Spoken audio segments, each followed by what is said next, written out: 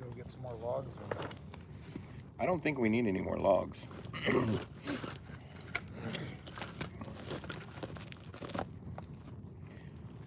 Sit here and chill and wait for peoples. Waiting for Palmetto. I don't know what he's doing. Hello, Brother Morris. Shabbat Shalom. How you doing, brother?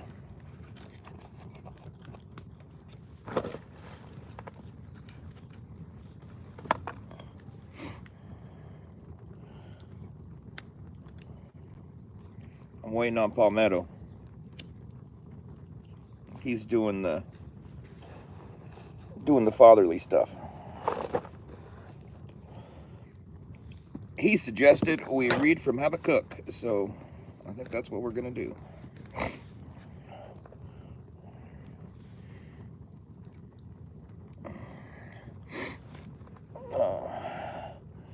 And there's the Ocala arborist. He's here too. Say hello.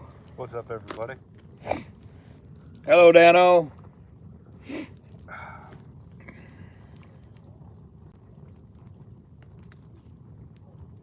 There he is.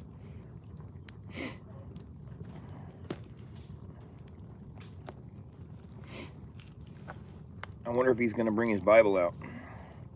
Are you bringing your Bible out, Palmetto?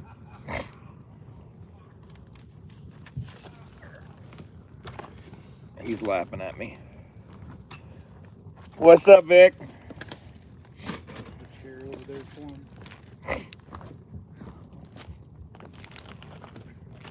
Palmetto's chasing young'uns around.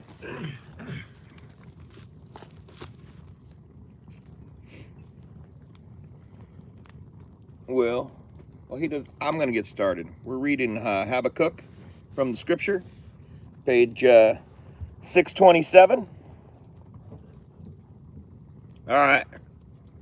Oh, is that why you were yelling? Gotcha. Beating yourself up. Good deal. All right, Habaqquq, chapter 1.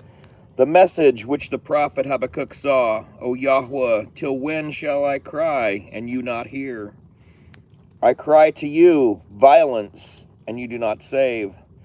Why do you show me wickedness, and cause me to see perversity? For ruin and violence are before me, and there is strife and contention arises.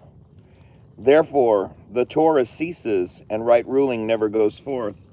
For the wrong hem in the righteous, so that right ruling comes out twisted. Look among the nations and see, and be amazed. Be amazed. For a work is being wrought in your days, which you would not believe if it were told. If it were told.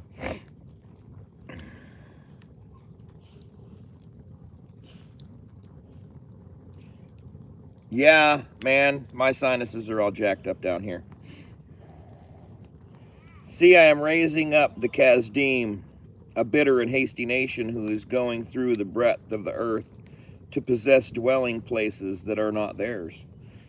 They are frightening and fearsome. Their right ruling and their exaltation proceed from themselves. Their horses shall be swifter than leopards and more fierce than evening wolves, and their horsemen shall charge ahead, and their horsemen come from afar. They fly as the eagle, rushing to eat. All of them come for violence. The direction of their faces is like the east wind, and they gather captives like the sand.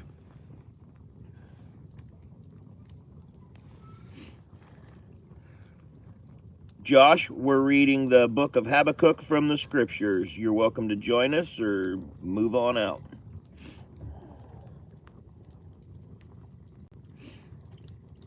And they scoff at sovereigns, and princes are a laughing matter to them. They laugh at every stronghold, for they pile up earth and seize it. Then shall he pass on as a wind, and transgress, and be guilty, and ascribe this power to his mighty one. Are you not from everlasting, O Yahweh, my Elohim, my set-apart one? You do not die, O Yahweh. You have appointed them for right ruling. O rock, you have established them for reproof.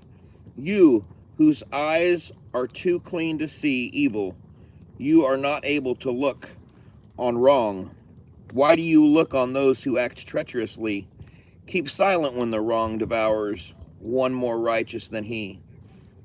And would you make men like fish of the sea, like creeping creatures that have no ruler over them? The wicked foe has pulled all of them up with a hook, caught them in his net, and gathers them in his dragnet. Therefore he rejoices and exalts. Therefore he slaughters to his net and burns incense to his dragnet. For by them is his portion fat, and his food is rich. Is he therefore to keep on emptying his net and killing nations without sparing? Ooh, that fire's hot. I stand at my watch and station myself on the watchtower and wait to see what he says to me and what to answer when I am reproved. And Yahweh answers me and said, write the vision and inscribe it on tablets so that he who reads it runs. For the vision is yet for an appointed time, and it speaks of the end and does not lie. If it lingers, wait for it. For it shall certainly come, it shall not delay. See, he whose being is not upright in him is puffed up, but the righteous one lives by his steadfastness. And also because wine betrays him, a man is proud, and he does not stay at home, because he enlarges his appetite as Sheol, and he is like death, and is not satisfied, and gathers to himself all nations, and heaps up for himself all peoples. Shall not all these lift up a proverb against him, and a mocking riddle against him, and say, woe to him who increases what is not his? Till when is he to load on himself many pledges?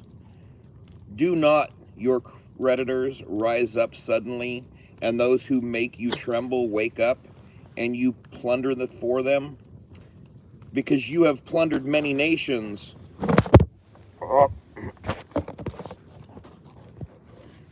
Because you have plundered many nations, all the remnant of the people shall, turn the page,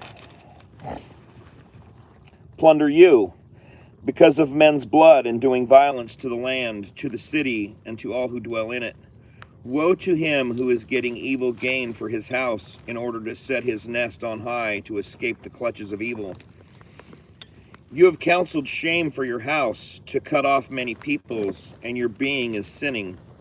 For a stone from the wall cries out, and a beam from the timbers answers it. Woe to him who builds a town by blood and establishes a city by unrighteousness. See, it is not from Yahweh of hosts that people labor only for fire, and nations weary themselves for naught. For the earth shall be filled with the knowledge of the esteem of Yahweh, as the waters cover the sea. Woe to him who gives drink to his neighbor, pouring out your wineskin, and also making him drunk, in order to look on their nakedness. You shall be filled with shame instead of esteem. Drink, you too, and be exposed as uncircumcised. The cup of the right hand of Yahweh shall come around to you, and great shame upon your esteem. For the violence done to Lebanon is to overwhelm you, and the ravaging of beasts by which you made them afraid, because of men's blood, and the violence to the land, to the city, and all who dwell in it. Of what use shall a carved image be? For its maker has carved it, a molded image and a teacher of falsehood. For the maker trusts what he has made to make dumb idols. Woe to him who says to wood, awake, to silent stone, arise. Is it a teacher? See, it is overlaid with gold and silver, and there's no spirit at all inside it. But Yahweh is in his set-apart Hakal. Let all of the earth be silent before him. A prayer of Habaqquq the prophet on Signoth. O Yahweh, I have heard your report. I was afraid. O Yahweh, renew your work in the midst of the years. Make it known in the midst of the years. In wrath, remember compassion. Eloha comes from Teman, the set-apart one from Mount Paran, Salah. His splendor shall cover the heavens, and his praise shall fill the earth, and the brightness is as the light. He has rays from his hand, and there his power is hidden. Before him goes pestilence, and a burning flame goes forth at his feet. He shall stand and measure the earth. He shall look and shake the nations, and the ancient mountains are shattered. The age-old hills shall bow. His ways are everlasting. I saw the tents of Cushan under sorrows.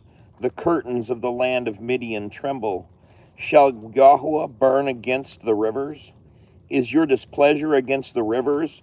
Is your wrath against the sea, that you ride on your horses, your chariots of deliverance? You uncover your bow, the oaths of the rod of the word, Salah.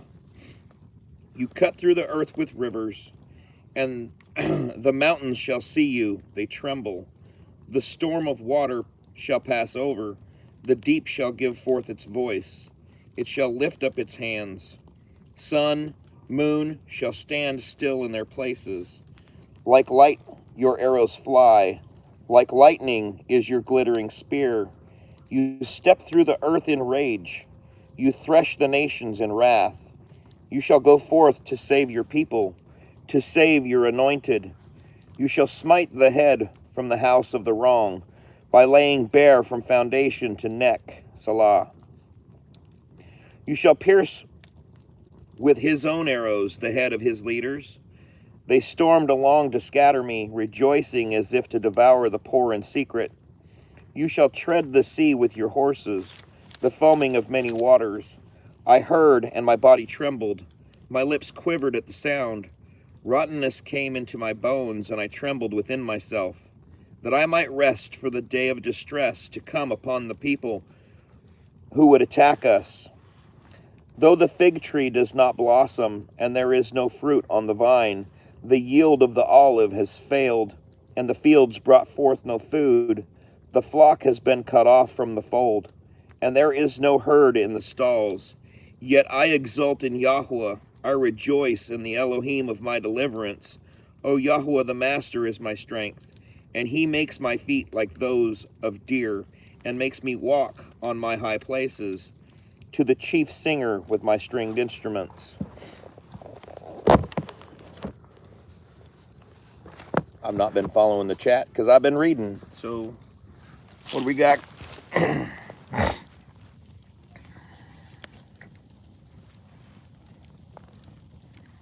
If you want to speak, you need to understand that the whole internet can hear what you say.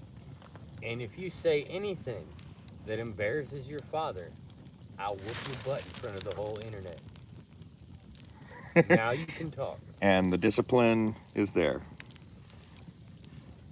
And you just embarrassed me on here. I sure did. Hello, me is me. All right, yeah.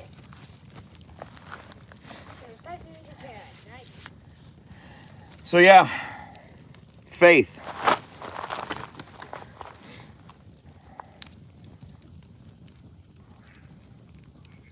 Having faith that the Father will provide everything.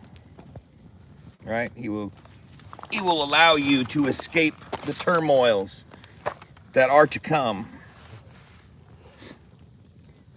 That doesn't mean that you're not going to take part in it. It just means that he's going to put a hedge around you and protect you from what is to come.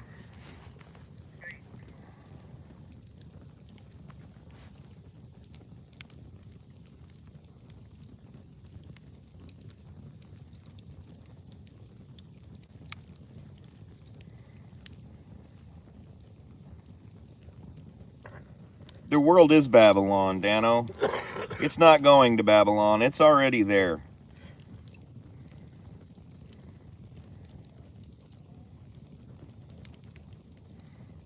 That's right.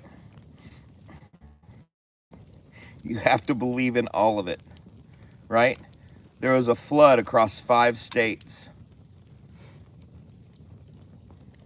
And people who are aligned with the Father answered the call to go and do righteous work for their fellow man.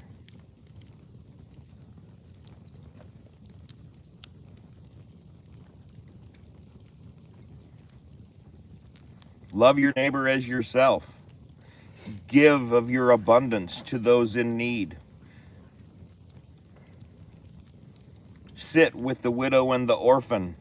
How many widows and orphans have been affected by what just happened? How many were made widows and orphans?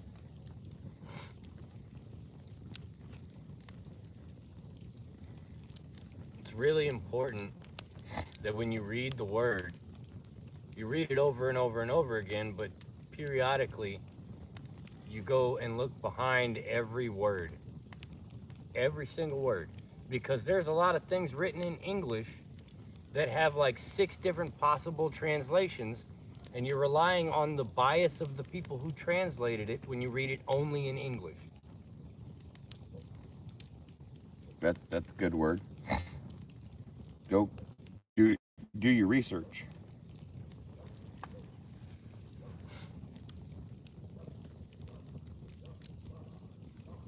That includes the scriptures.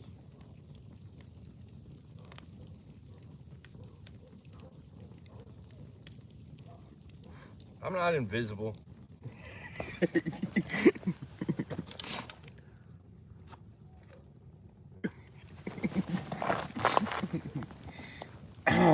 Shalom, Heather.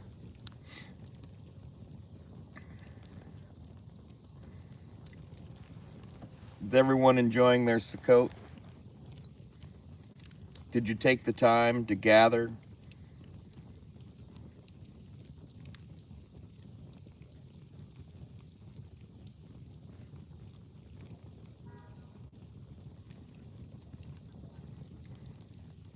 Oh, Justin.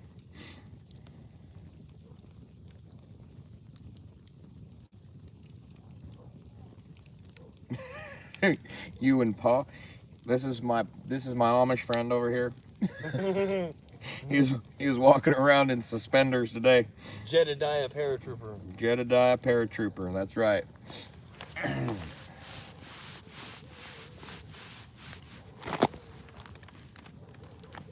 So what do we want to talk about?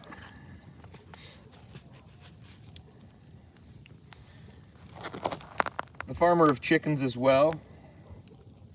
I'm celebrated the appointed times the Father has commanded me to do, and I was invited down here to Oklahoma to do it. Yes, that's Palmetto.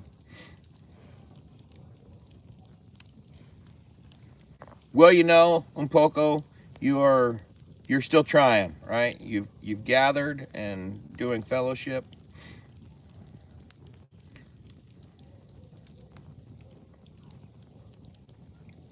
I can't remember what year that one Bible. I have a study Bible.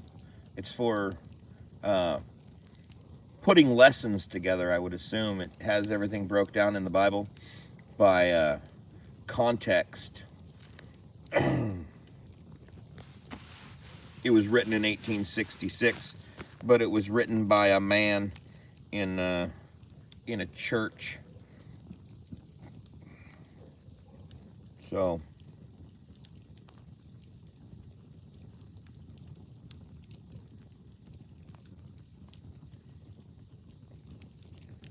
praise Yah, they survived.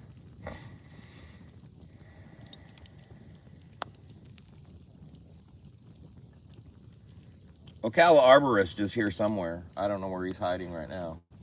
I think he went to the bathroom. I don't know. Oh.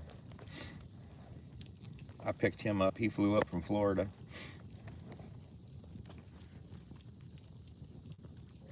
Nah, you never stop learning. If the moment you think you got it all figured out, you're on the wrong team. That's true. Yeah. If you've stopped learning, you're doing something wrong. If you've mastered this, you're not looking at it right. Because I can't master this. Until the master comes to show me where I'm fucking it up, I can't master this.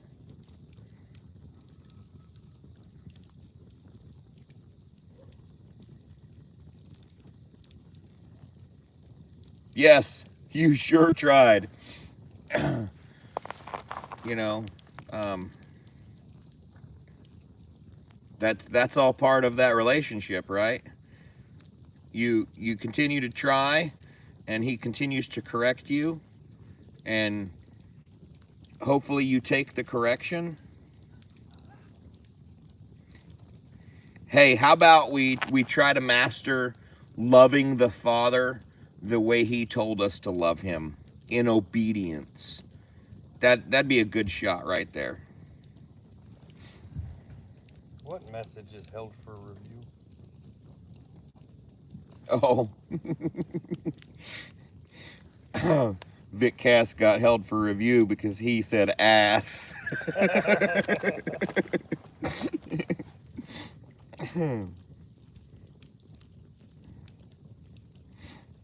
That's right. I mean, I continually correct my household at what obedience looks like, just to me, right? If you're obedient to me and my house, and I am trying to do the will of the Father, then you by proxy are doing the will of the Father.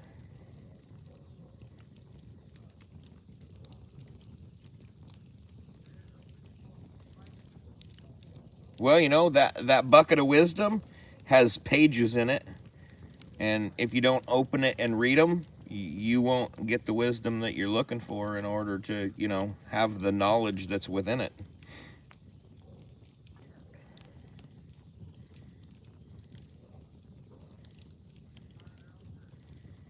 Your 12th Sukkot and a phone call. What are you bringing? No, no. The only reason I did that is because you offered. That's right. And I was about to did. go to the store and buy some meat. Yeah. And instead I was like, What are you bringing so I don't buy what you're already Right. bringing? Yep.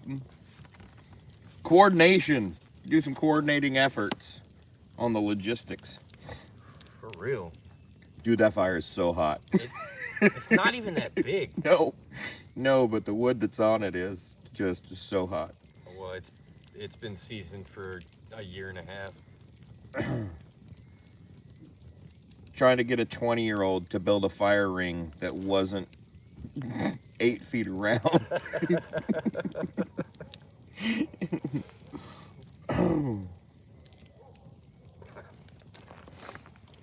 Well, yeah. I mean, you can read it. If you read it like a book and you don't apply it, what is your heart condition? You don't believe what you say, you believe what you do. There you go. That's a good word.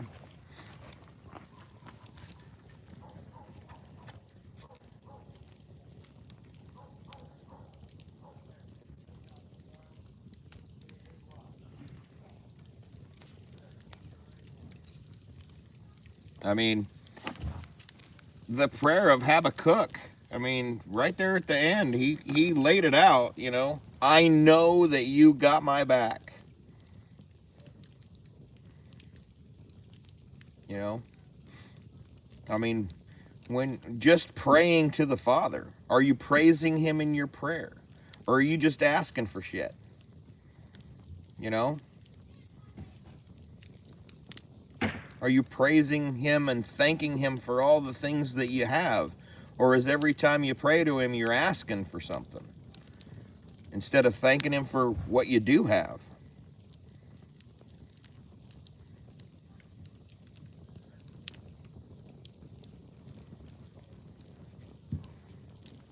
I mean, the Father's will be done.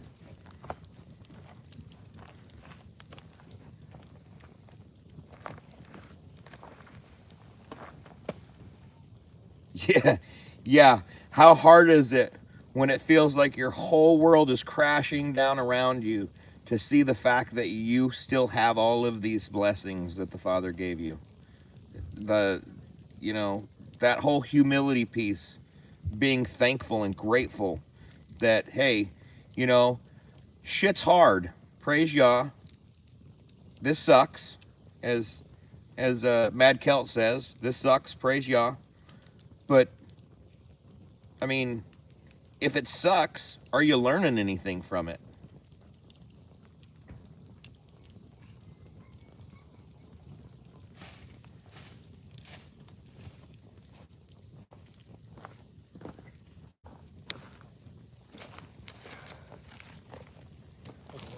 Cell towers.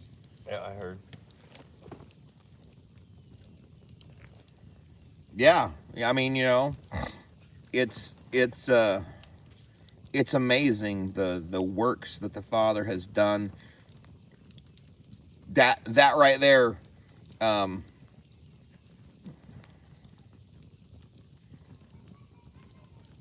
think of the miracles that the Father worked through the hands of Moses, right?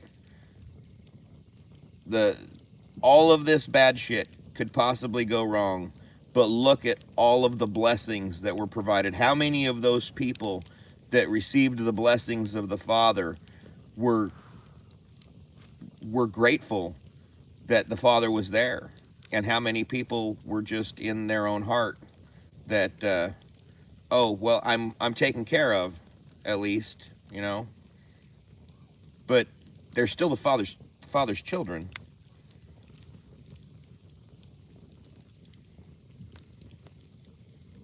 Maybe those works from righteous people trying to do the will of the Father turned a heart or two or 100 to obedience, to actually seeing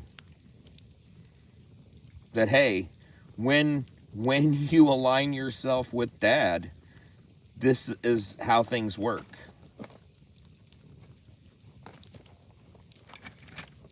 Getting too hot.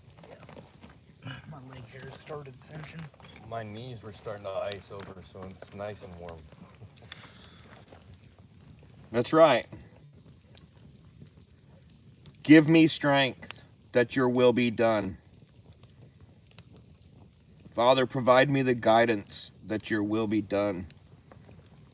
Give me the wisdom that I need that your will be done. I had to go grab a different chair for you. I need to go grab a- Because it's not me. It's not you.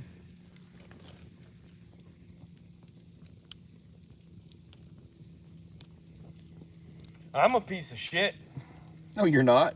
Yeah, You I are am. wonderfully created by the Father. A wonderfully created piece of shit. Well, you know, I don't think the Father created a piece of shit. I just think your actions turn you that way, and now you're turning back. No, Yah created Lucifer. He did create Lucifer. He also created the piece of shit you dropped in the toilet this morning. Well, he did do that.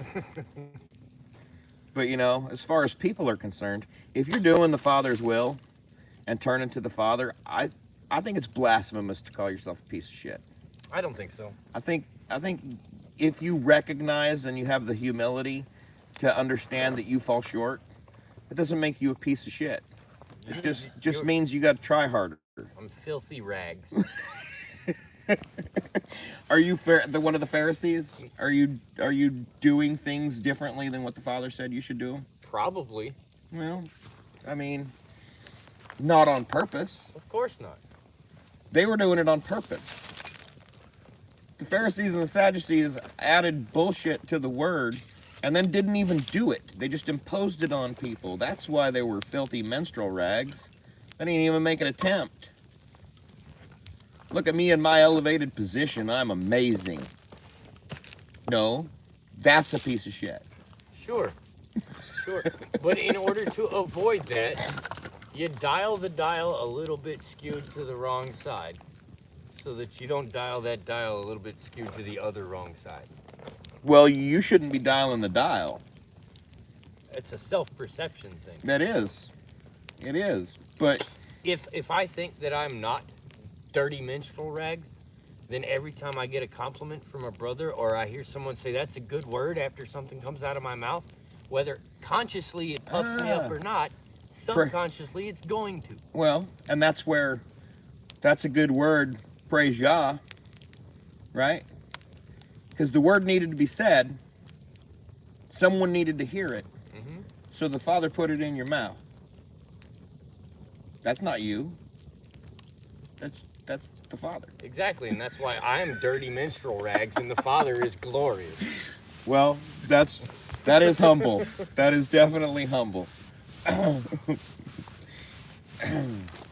mean, we are but a speck blowing in the wind of the Father's voice, right?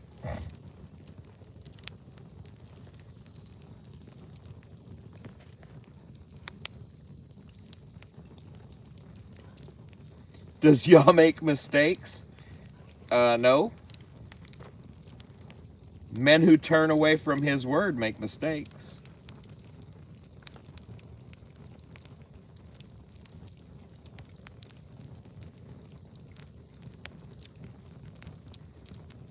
There you go. Killing your own ego daily. Because I know what happens when I don't. Well, I lived that life what does the before. word say? He who is of high esteem must humble himself that much more. Yeah, so stop telling me how cool everything I say is so I can not bash myself so much. I love you, man. I love you too, asshole.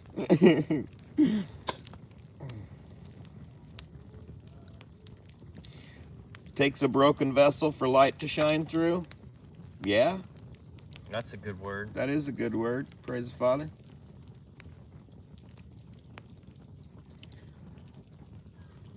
If you put light inside of a tub, it'll only come out the top. It won't come out the sides. I could probably stand to come out sideways a little less. Yeah.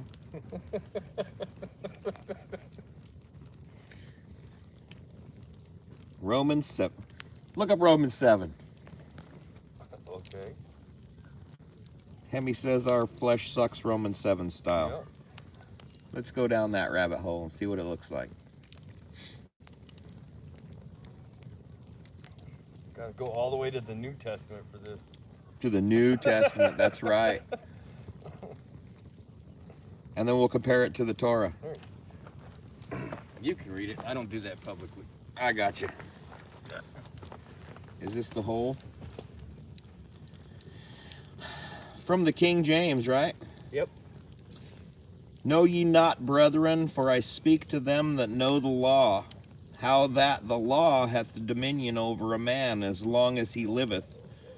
For the woman which hath an husband is bound by the law to her husband so long as he liveth.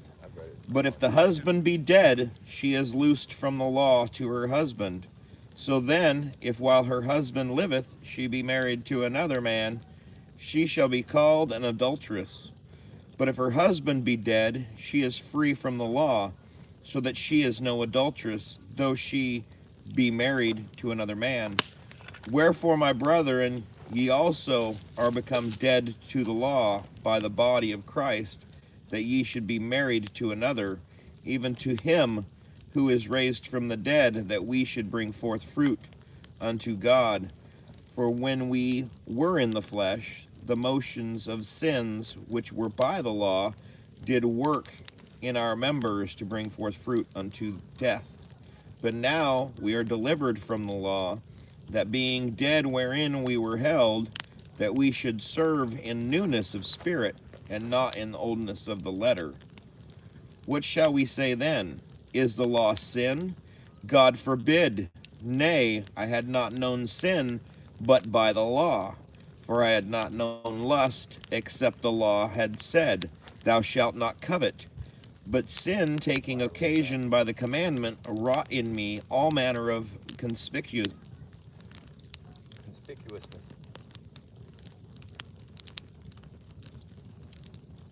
no, concupiscence. Let me see it. That's not conspicuous. Where? Concupiscence. There. Concupiscence. For without the law, sin was dead. I finally found a word I don't know. For I was alive without the law once, But when the commandment came, sin revived, and I died. And the commandment which was ordained to life I found to be unto death. For sin taking occasion by the commandment deceived me, and by it slew me. Wherefore the law is holy, and the commandment is holy, and just and good. Was then that which is good made death unto me? God forbid. But sin, that it might appear sin, working death in me, by that which is good, that sin by the commandment might become exceedingly sinful. For we know that the law is spiritual, but I am carnal, sold under sin. For that which I do I allow not, for what I would that I do not. But what I hate that do I. If then I do that which I would not, I consent unto the law that it is good. That is good.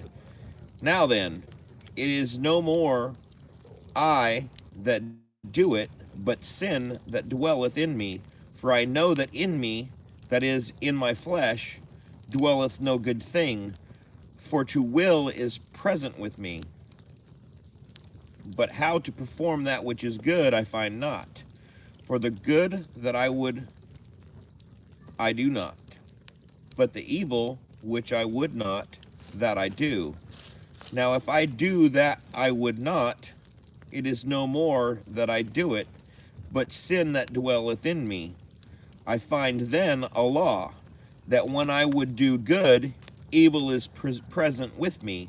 For I delight in the law of God after the inward man. But I see another law in my members, warring against the law of my mind, and bringing me into captivity to the law of sin which is in my members. O wretched man that I am, who shall deliver me from the body of this death? I thank God through Jesus Christ our Lord. So then with the mind I myself serve the law of God, but with the flesh... Dude, your phone sucks. But with the flesh, the law of sin. I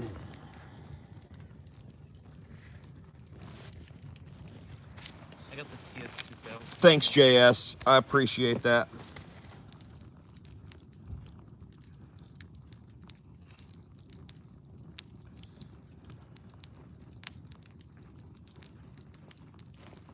I tell you what, you can really tell that Paul was an aristocrat. Man, can't he use plain words? No, he can't use plain words. Shabbat shalom, Jay Morris.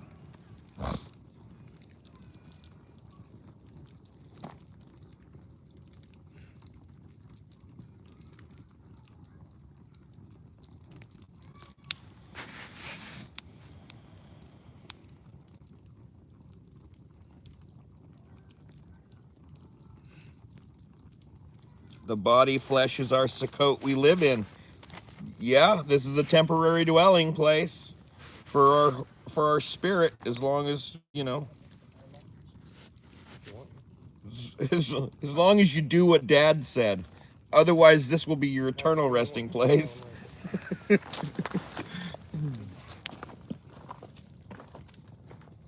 However long you want to be. Well, you know, I mean, you got to figure Paul studied this. He studied the Torah. Well, there's a reason that Peter said that That Paul would don't get confused by Paul. Yeah. And honestly, if you're new to Torah, you probably shouldn't read anything that Paul says until you have a firm understanding of the Torah. I would agree with that. Because he's just going to confuse you. And I've known people who claim to keep Torah that start pushing the whole New Testament aside because they get confused by what Paul says.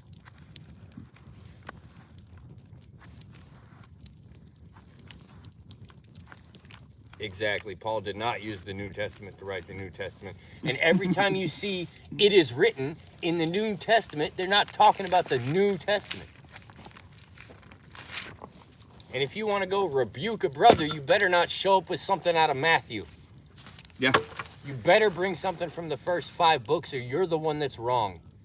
Because there's a good likelihood that you don't understand what's happening in the New Testament if you don't understand Torah first. That's a very good point. Paul didn't say anything that contradicted the Torah, but the way he spoke made it so that people could take it out of context because they didn't understand where he was coming from. Vic, that sounds like me. Paul was a sarcastic, snarky genius. Mm-hmm. You do have to read him carefully. Yes, you can't take everything I say at face value either. Sure you can. I mean, you can, but you have to have a firm understanding of the Torah, or I'm just going to come off as abrasive.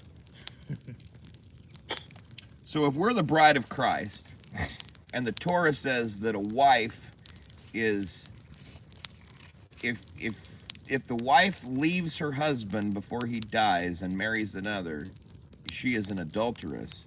Well, Messiah died and was resurrected, so if we're the bride and you aren't doing what your husband tells you to do, I'm sorry if that makes the effeminate male seem like, a woman. I'm not sorry. But but if as a wife you're supposed to be aligned to your husband as Messiah is aligned to the Father, then what Paul has said here is you should be doing what your husband told you to do, and he told you to obey the commands of the Father.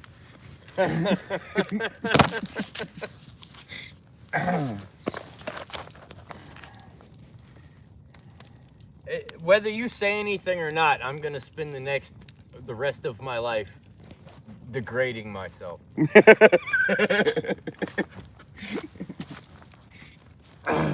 I remember what I was like when I was in the world, and I don't want to be that guy again. Yeah. I had this conversation with my wife. She's like, you weren't like this when we got married. I was like, no, I wasn't. But before we got married, I was whoring in Babylon, and she thought that meant that I was out sleeping around. Because she doesn't read the Bible, so she doesn't understand the context. And conversation after conversation, I continue to get closer and closer. While she is being obedient in most things, she's not being obedient in all things, but she's getting there. Praise Yah, right? Because that has nothing to do with me. That has to do with him and me being obedient. So the more I'm obedient to the Father, and the more stoic I am, hey, look, I used that word. The more stoic I am with the way that I present the idea and the concept of being obedient to me as I am being obedient to the Father, the more she comes around. The less harsh I am about it, and the more loving and kind and compassionate I am, the more understanding I am of where she comes from, the closer she gets to the Father without even realizing that's what's happening. That word you used, stoicism, is probably the hardest part of manhood. Yeah.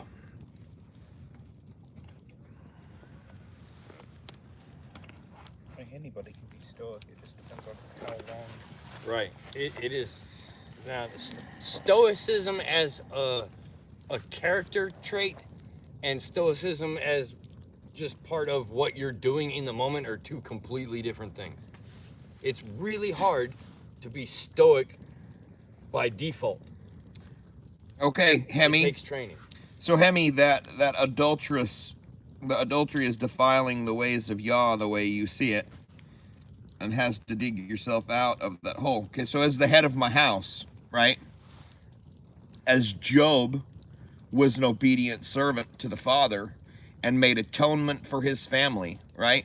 If you look at the first time atonement is used in the Bible by Moses, it was for a group, right? It wasn't for you as an individual. It was for your group, your tribe. He made atonement for the children of Israel and pled to the Father. So as the head of my house, I have to atone for the sins that occur within my house, right? Even though I'm trying to properly headship, but I still have stiff-necked people within my bounds, right? So if I'm making atonement for their sins and I am continuing to try and headship, is the Father looking at me any differently?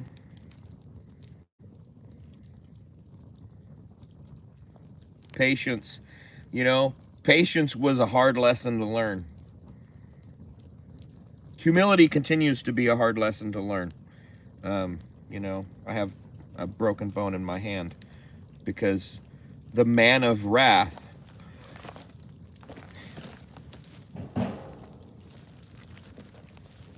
Oh, come on, Hemi, ask for patience.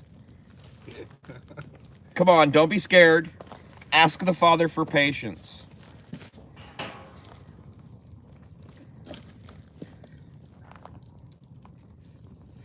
The Father giving me patience allowed me to homeschool my son, right? Because as an instructor in the military, I was able to teach people that already knew a good portion of the things that we were. Don't you dare put another log on that fire. I was moving it. You're smoking me out over here. It's so hot. It's so hot. I've already backed up a foot, dude, and I can still feel it. So, my son, obviously, he doesn't know what I know in the educational realm, right? So he gets frustrated quickly. And when he gets frustrated and tries to give up while I'm trying to instruct him on how he's supposed to do things, I become frustrated and impatient. Shabbat shalom, Justin. Thanks for tuning in, brother. So, like, I get impatient with my son, and I have to continue to put myself in check, right? Because he doesn't know how to do these things.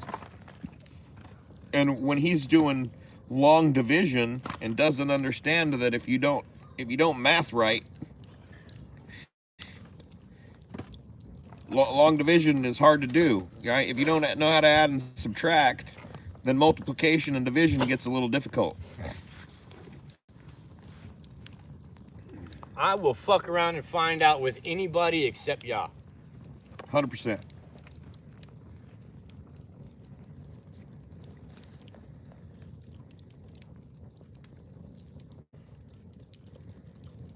That's really a good way to test The Torah how says much you know. The Torah says don't test the Father. Well, that's a good way to test how much you know is how many people are you willing to tell they're wrong all at once?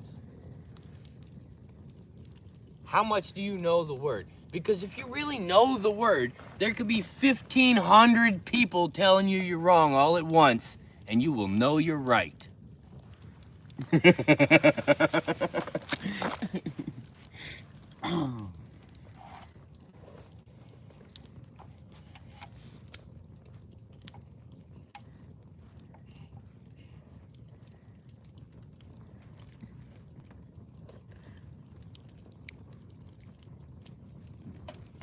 Right? So, what did Satan say to Messiah? If you are the Son of God, cast yourself off this mountain. And then save yourself. And then save yourself. Yeah. Right? I think it was casted. That's definitely playing a game of FAFO with the Father, right? Don't try the Father.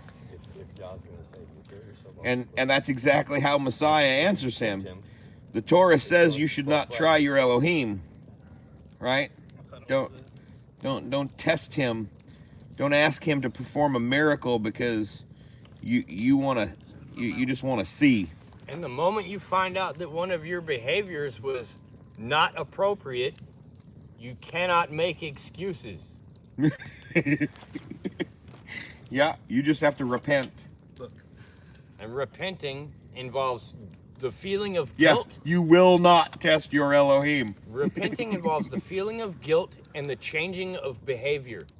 Both of those things are required, or you're not repenting. Yep. So once you realize you're screwing up the way Dad told you to do things, repent and quit doing those things. Change your heart condition. Shut up with that truth. Hey, look, my job is to hurt people's feelings.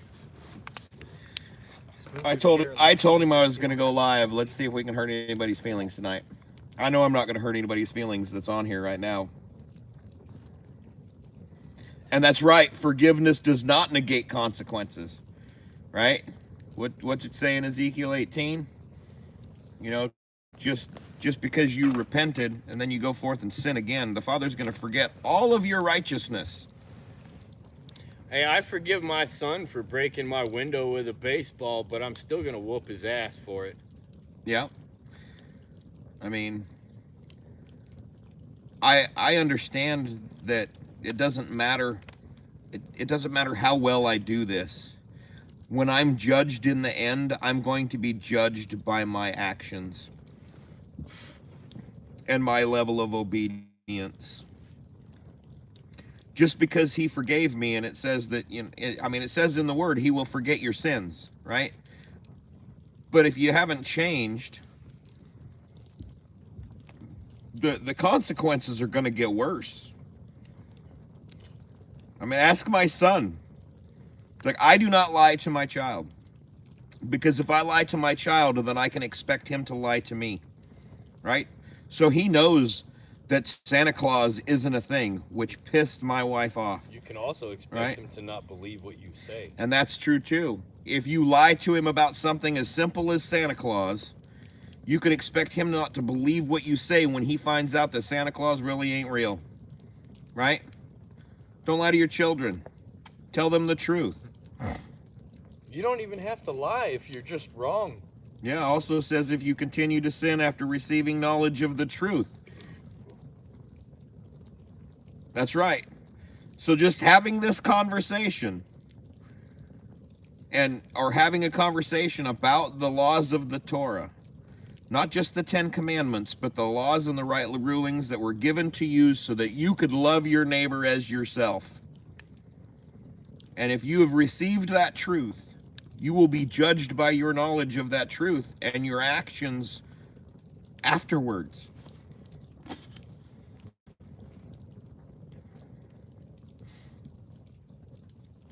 My son and I were reading the Bible one day, and he says, "Dad, what does it mean when it says that he went into her?" So we had a conversation about sex and marriage based on biblical context right there, and the look on my wife's face was priceless. She could not believe that I was having that conversation with our 10-year-old.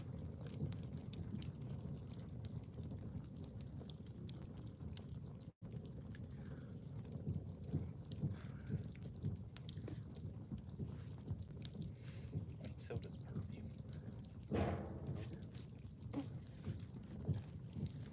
Oh. Oh, I knew you were gonna read it and have that reaction. Let's not do that. Let's not go into any details.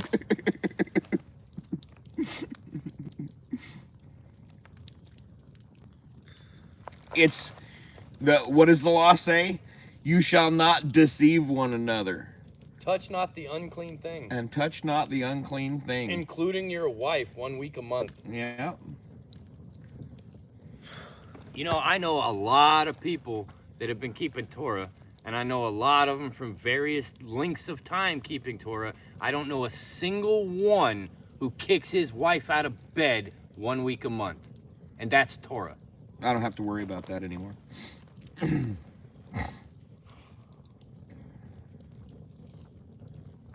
So if I'm commanded, okay, in Deuteronomy, you are commanded to write this on your heart, right, and teach it to your family, to your children, okay? So if I'm supposed to do that, and yet You don't want me to tell my children that the Easter Bunny isn't a thing? My son knows that Easter is a celebration to a pagan goddess of called Ishtar, who is a fertility goddess, and that Easter bunnies, rabbits, and eggs are symbols of fertility, which are not of the Father. That is pagan bullshit, and he knows it. The more important point to what Hemi said is that every single person that knows that they should be keeping Torah knows more than every single Christian pastor out there that preaches on Sunday. Hey, where are you going? It's a very low bar to debate a Christian pastor.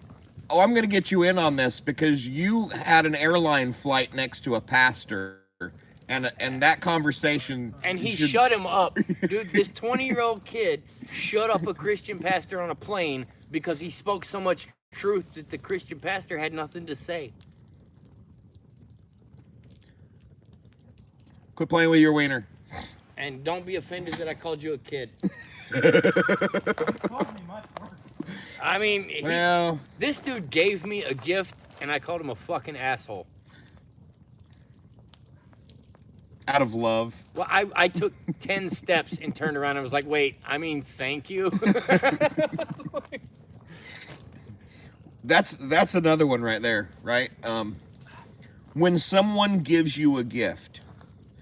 I was at work the other day and I got a call from my neighbor, and his sister-in-law was taking care of their house and their dog while they were out of town, and she locked the keys in the house.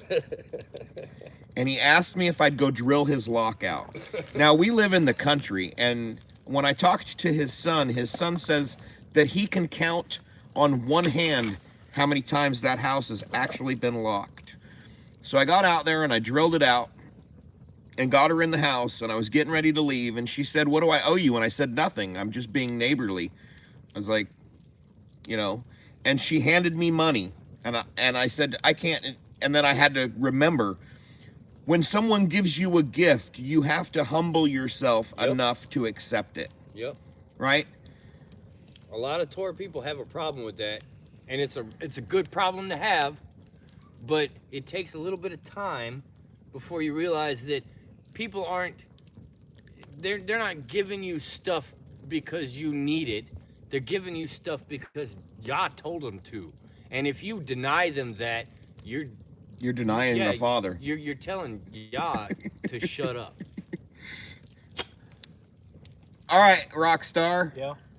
Tell this story about this pastor on the plane. It ain't really a story. No, here, you can keep it over there. It's not like they can see me through the through the fire anyways. Like, we were sitting down and he's reading a book, a church book on how to lead your flock. And I open up the Bible and I start reading my Proverbs of the day at 5 o'clock in the morning. And he's like, "Oh, what you reading?" And I said, "The Bible." And he's like, "Oh yeah, I'm a pastor." And I said, "Oh, cool." I said, he's like, "What are you going to go do in Atlanta?" Because we're having a connecting flight. And I said, "Oh, I'm going to Oklahoma to go do Sukkot." And he's like, "Oh, what's that?" And I was like, "Well, I mean, you're a pastor. You should read the Bible, right?" So I opened up to Leviticus, and I gave it to him, and he read that, and he read it, and he's like, "Oh, huh. Well, that's neat." And I said, "Yeah, you should probably do that because it says do this until all your generations." And he says, "Yeah," and he got real quiet.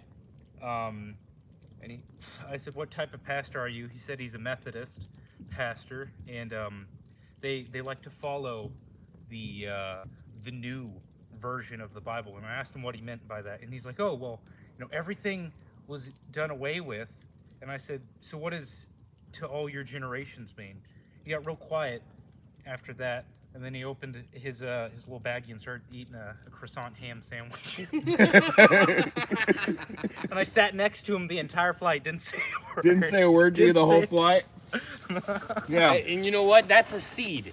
That's a seed that is planted in a Sunday Christian pastor's mind. What happened there had no fruit immediately, but it's not supposed to. You plant the seed and someone else comes and waters it.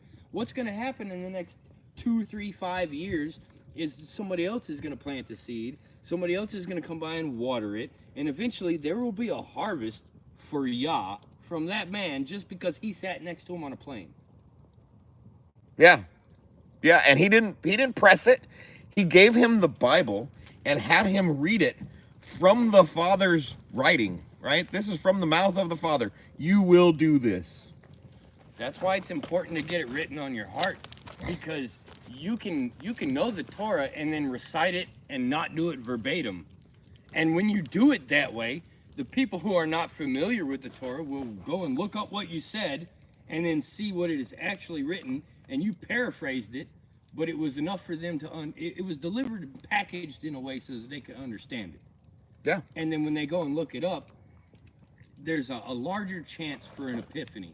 Like the same way we all had it, where you hit a certain part of the word at some point and you were like, aha, I can't believe I was wrong for 20, 30, 40 years, but now it makes sense to me. And then you want to run around and tell everybody who's in Sunday Christian church this new epiphany that you found, but you really don't know what the hell you're talking about because you found it last week. So you're not really, like, you can plant a seed, but you're not watering or harvesting anything. You just keep getting closer to the phone. You're going to end up sitting right there. No, this is why I don't live stream. I know. I will just continually get worked up. Until know, I'm screaming at the phone with a knife. Is there any better thing to be worked up about than the word? No.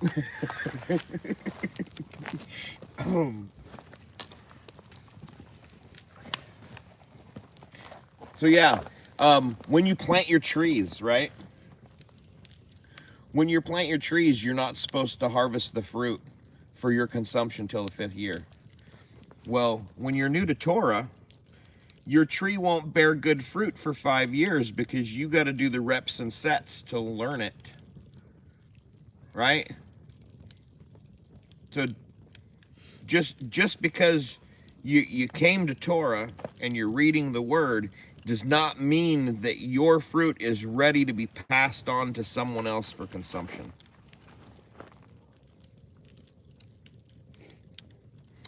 But if you're reading the word straight from the Bible, right?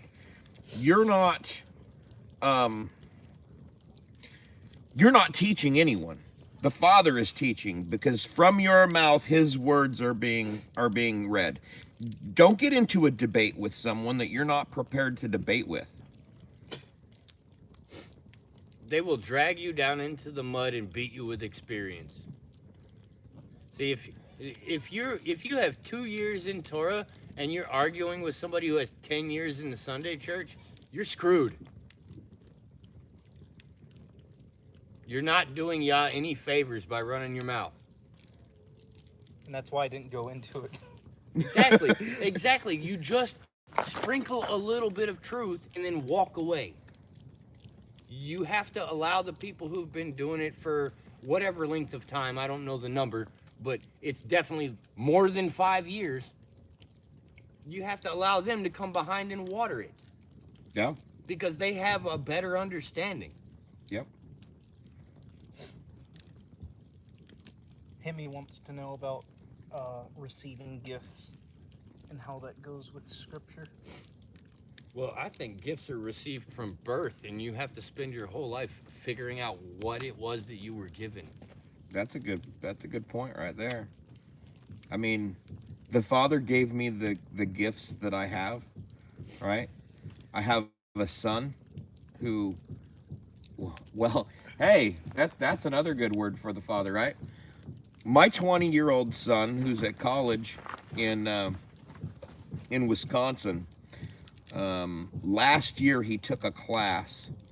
It was a theology class, and they were talking about the word from different points of view in Christianity. And he asked me what Bible I read, so I told him what it was, and I told him where he could get it. Oh yeah. Like, so someone wanting to give you something, right? Out of the kindness of their heart because you did kindness for them. Right? I have tried to deny her giving that to me. Right? Because I was just being neighborly. Well, she is trying to reciprocate that so that she doesn't feel like I don't know what her context was, right? But she's giving me a gift. I'm getting ready to go on a road trip. And I have a family and I have bills.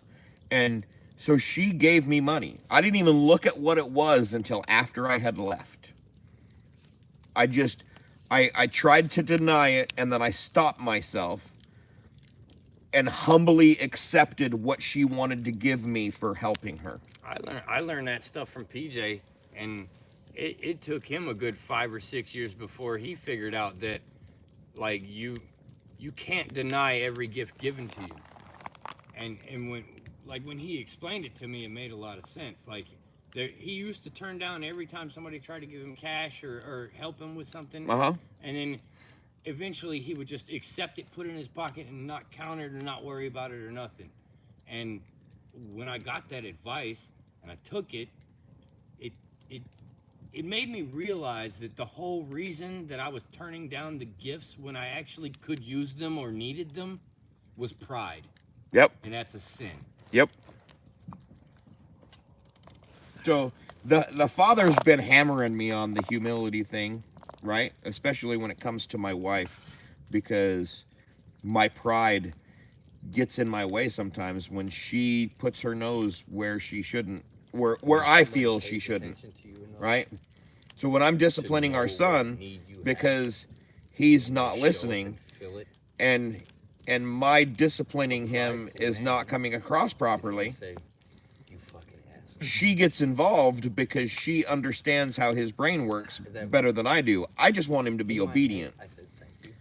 But she wants me to be able to discipline him without having to raise my voice, right? That's something that I need to work on, because I've been able to discipline him without raising my voice and actually having a contextual conversation with him to help him understand why what he's doing is wrong.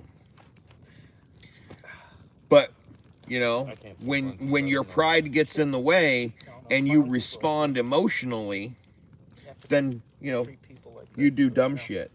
Like, I broke my hand on a door because I couldn't get out of my pride, and wrath came to the surface, right? So you need to he's been working on my humility piece, right? So when that gift was offered, I quickly understood that I needed to be humble and just accept the gift that I was given and not worry about it, right? I was doing something because this is my neighbor who I do business with, right? He is a good man, and his dog was locked in the house. I was just giving her access to the house so that the dog could get out. Patience, son. Yes, Dano, patience. I'm working on that too, and it's getting better, you know. But my 20-year-old son started reading the Word. Like, we had a conversation last weekend, and he was telling me about his girlfriend, and I asked him, I was like, do you understand, and does she understand what marriage is in the eyes of the Father? Like, when you guys have sex, he considers you married. And he's like, yes, she understands that. I was like, okay, so if you understand what the Word says, why aren't you reading it? And I told him, I was like, listen, I read the Word, right? You need to read the Word. It's like, as you read the Word, you will gain understanding. So he started reading the Proverbs of the day, and he started reading 5 chapters of Psalms because that's what I'd been doing. After I finished doing the Proverbs of the Day challenge in my stream, then I moved on to Psalms. While I still read the Proverbs, I've just been posting the Psalms online, right? Because there's a lot more there. And then I told him, hey, you need to gain understanding of what you have read in Psalms and Proverbs, you need to start in Genesis and read through the end of Deuteronomy so that you can get context of why these things are said, where this wisdom and knowledge is coming from. And he's been updating me daily. Hey, I read my Psalms, I read my Proverbs, I'm reading the book.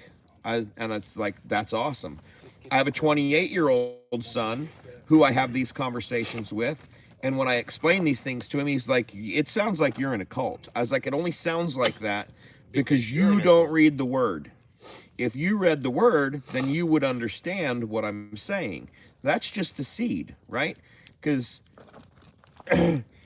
eventually he may come around, but he doesn't understand the context of what I'm telling him because he doesn't read it. Now, my younger son, he's starting to see where the wisdom is coming from in the Proverbs because he started reading the word so that he could get the context of what the law says. So, you know, I mean, just keep planting seeds. It will bear good fruit.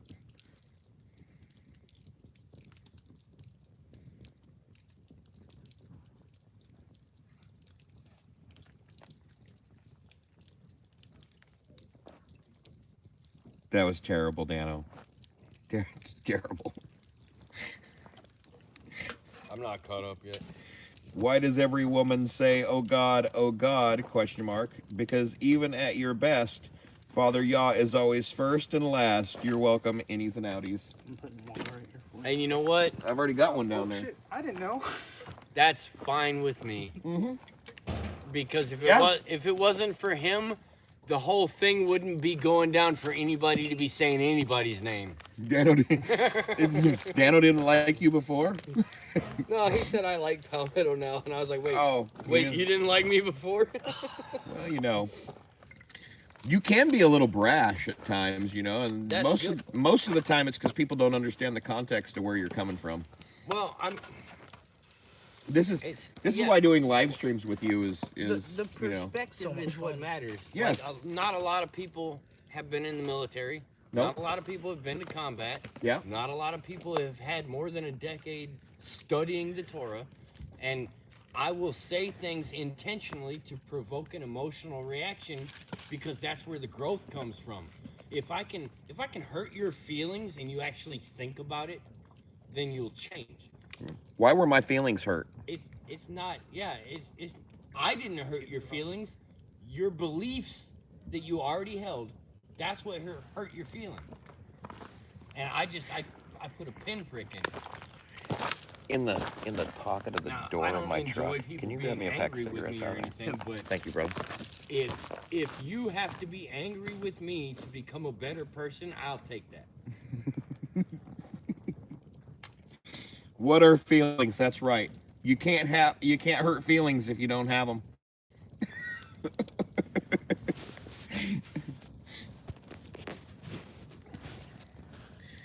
My neighbor to the north of me, we're fairly cordial, and they're Catholic, and we were having a conversation one day, and Another message held for review. And I can't see it. Like, I have a wrench, but I can't do anything about it. said, that's not what I said. I just didn't understand you fully prior. That's on me, not you, for clarification. Does that say fucko? Probably. That's probably why it was held. Probably. Thanks, brother.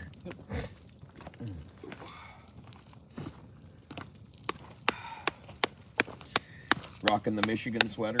Yeah, my in-laws are all Ohio State fans, and I used to live in Ann Arbor. So they gave, you could tell by the way I said Ann Arbor. Ann Arbor. So they gave me a Michigan sweater like a long fucking time ago, and the yellow letters are wearing off. Yeah. Because Michigan's the best. Michigan's definitely better than Ohio State. Jaguars are better. The Jaguars are I've told him that. better than who? Everyone. The Bad News Bears? Gonna take it this year. Hey, Palmetto. Where, to the toilet?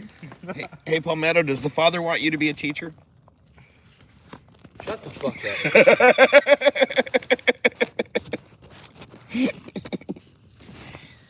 So when I met Palmetto, he was adamant. I am not a teacher.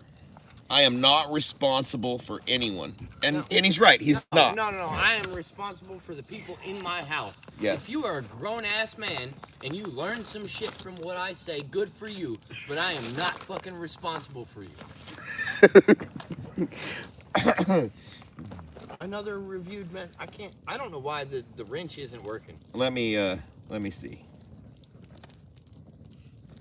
Do, do, do, do, do, do, do. You gotta take that hold the messages for a review thing off. Probably. You better shut the fuck up, Dano. Oh, it's not working. No, no.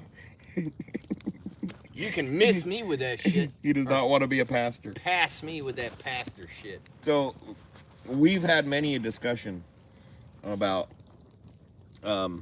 the Father putting men in Palmetto's life that require his style of instruction in order for them to actually understand. He is actually very blunt and very forceful and doesn't care if he hurts your feelings. And if he does hurt your feelings, there's something wrong with you, not with him. That's not necessarily true. No, because there have been times where I have been blunt with people, and then I have felt remorse, and the Holy Spirit has put it on me that wasn't the right person to act that way with. I'm not perfect. I'm just like everybody else. He's learning. The whole reason that most of the people who take to the shit I say were in the military. Yeah. Or have been verbally and mentally abused in some other way. Because if you were in the military, you are definitely accustomed to being verbally abused. Yes. So when I say things that hurt your feelings and are harsh, you turn them inside and you reflect on it and you think about it. And if I'm wrong, then chances are if you were in the military, you'll come tell me about it. Yep. The problem is that most people who weren't will realize you're wrong and then never say anything to you about it. You have soft hands? And then you're Ocala has soft hands too. Yeah, we he were making does. fun of him about He that does. today. I actually walked him through a brake job today. On. Hey, Dano, stop wearing gloves. Oh, so it started the packet.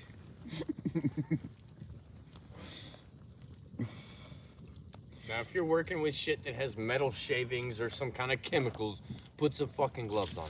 But if you're working with things that are gonna give you calluses and splinters, stop being a bitch.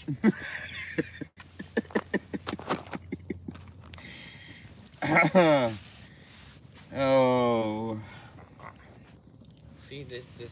I could have been nicer. You could have, but that's not who you are. We've been fellowshipping on the Discord for going on 2 years now. Yep. And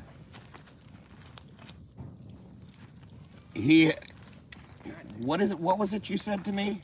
The Father put you in my life to teach me how to talk better to people, That's or something like that. Yeah, that's Something around those lines. that was not verbatim, but it was No, close. no, but it was like you're able to so like I counsel people. I was never Right. an NCO. Yeah. Right. Yeah. So I don't know how to talk to people who have feelings. right? And now people who were non-commissioned officers, they know how to talk to like the low-level private who still has emotions. I never learned that stuff. So when I speak to people who were NCOs in the military, and I'm all knife-handed and harsh and just intentionally attacking your feelings, they understand what I'm doing. And then they can chew that up and spit it back out at me and then say, hey, look, like, Mr. Civilian over there is not going to take well to what you just said. I think I've said that to you Yes, exactly. Well, that's where, like, I'm teaching you and you're teaching Yeah. me at the same time. Yeah. I'm not for everybody. Nope. And I'm so not for everybody that I'm not for some of the people that aren't for everybody. Yep. But when I find somebody that has, like, bridges the gap, then they can tell me how to ease up my speech to help the tender. Yeah. And I'm To help you be better received. yeah. But Yeah. every time you do that, it gives me another skill set that then obligates me to help more people. And That sounds like the Father, it's not a me. good thing, but it's annoying. So stop it. I think the Father wants you to be able to talk to people better. I don't want to. Yeah, there you go. Iron sharpens iron. That requires that at least one is hard. It also requires friction. Yes. Like there's no iron sharpening iron without both of you losing material. That's right. That's right.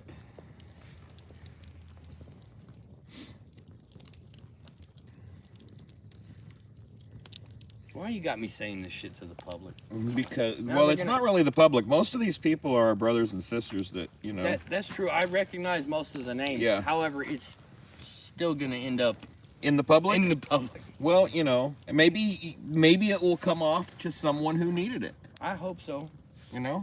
I hope so. And, you know, maybe the Father will get a few more warriors in his army. Telling the truth is not gonna make you a lot of friends, but it'll make you the right ones. That's right. That's right.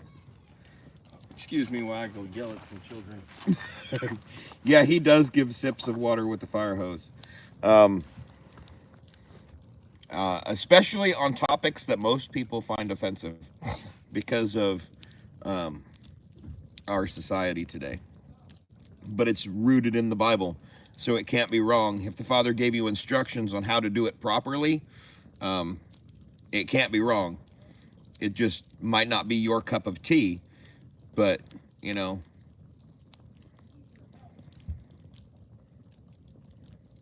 this is true. I mean, I have my days, and that's why I have brothers that I can call, and I have brothers that call me and say, hey, I'm looking at doing this. What do you think? Right? It's like, well, did you test it against the Torah? Like, is anything in the decision that you're about to make that caused you to call me for advice a violation of what the Father said?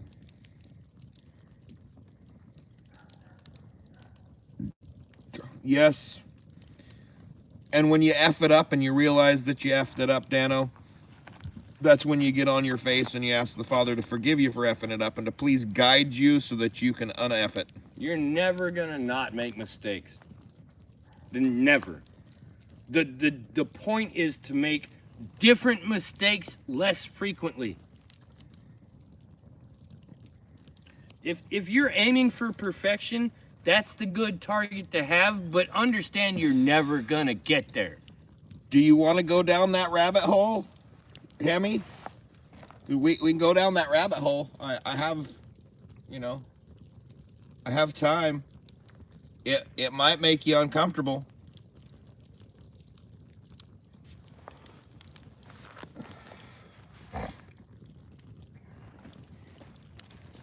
I know that everybody in this chat is very comfortable with the amount of uncomfortable that TJ provides, but there's more here, Yeah. and I don't like. I can't give it to you until I know that you can handle it, because there are things that are true that are written in the Word that all of the people you look up to haven't accepted yet. Yes. So let's go. We can dive into that hole a little bit if you want to test the I water. don't think they're gonna like it, dude. So, what is a tribe? Is a tribe a group of people that come together to do things? Or was a tribe supposed to be of your loins?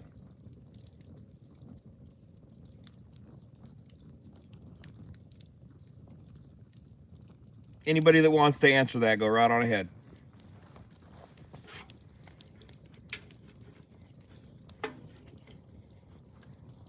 Is that what it was in the Bible, Hemi?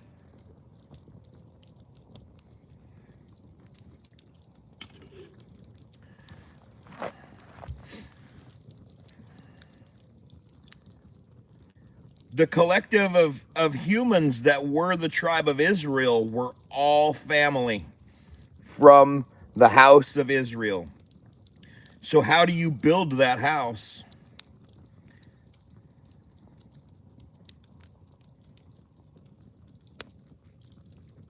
Do you make your wife have 10 to 15, 20 children?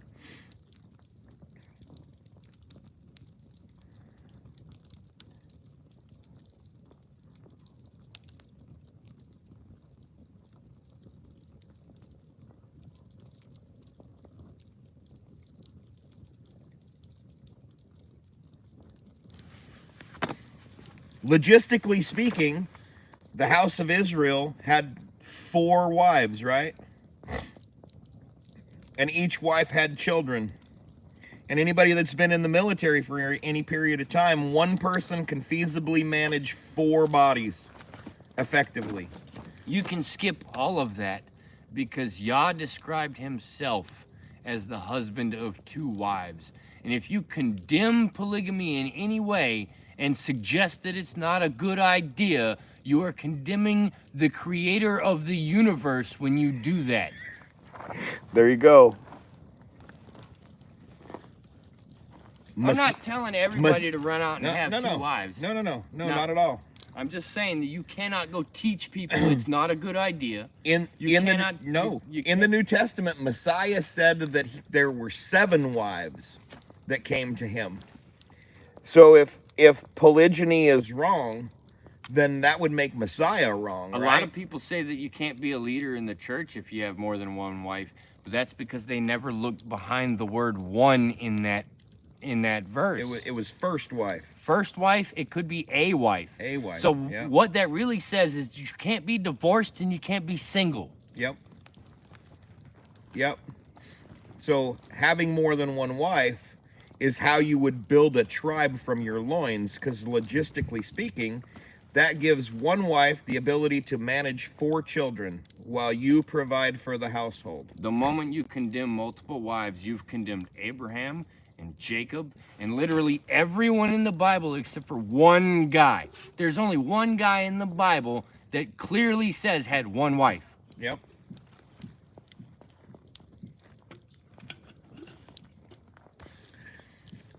Just food for thought. And I'm seriously not telling everybody to run out and try to get a 2nd wife. If you're new to Torah, that's a dumb idea. Don't do it. You wouldn't go broke. No, you wouldn't go broke. In the Torah, it says, do not diminish 1 wife for another. So you cannot provide for a 2nd wife. If you can't provide for the 2nd wife the exact same thing that you provide to the 1st wife, then you are not ready to have a 2nd wife. There's a lot of people out there right now with 1 wife that aren't ready to have 1 wife. I don't even have a wife. And you're not ready for one. That's right. If you can't manage your household, how can you manage an assembly? If you can't manage your wife, you can't raise your kids. If you can't This is manage true. yourself, you can't manage. And if you can't manage yourself and do what the Father has told you to do, then you shouldn't. You're probably not ready for a wife. There's another thing. There's not 1 time in the original text that the word wife exists. It's woman. It's his woman. Yes. The word wife does not exist in the Bible. It just means a woman possessed by a man.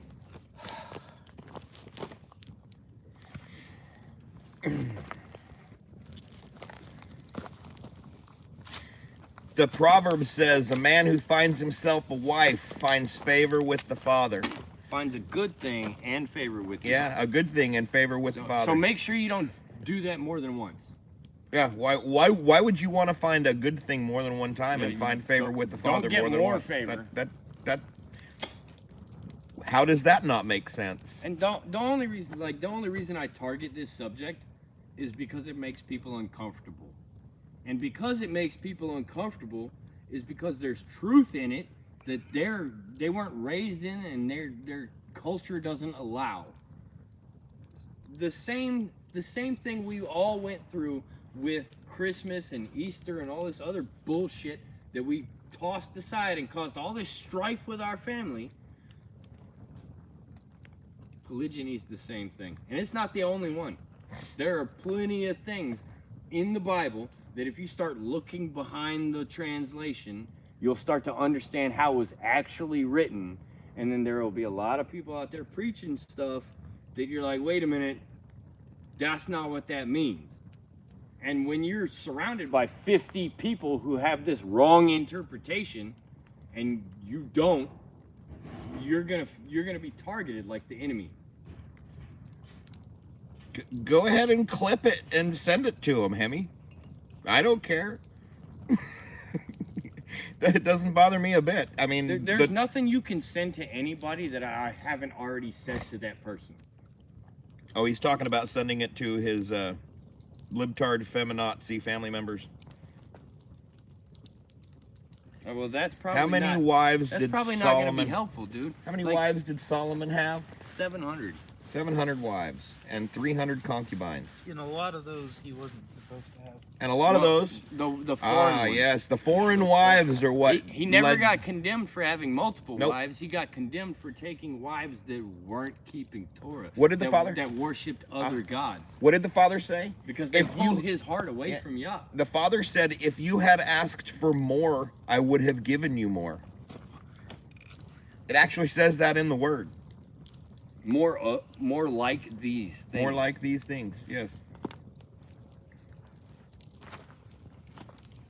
If you ever read something in the Word and have an emotional reaction to it, the problem is you. The problem's not Yah. It's not what the Word says.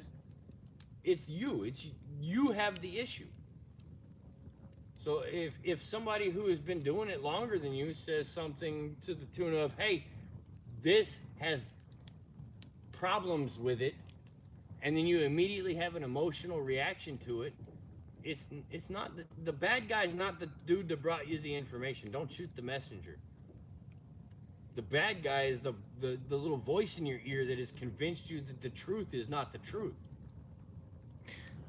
Romans 7, right? The sin within our flesh. Denying the word of the Father is a sin.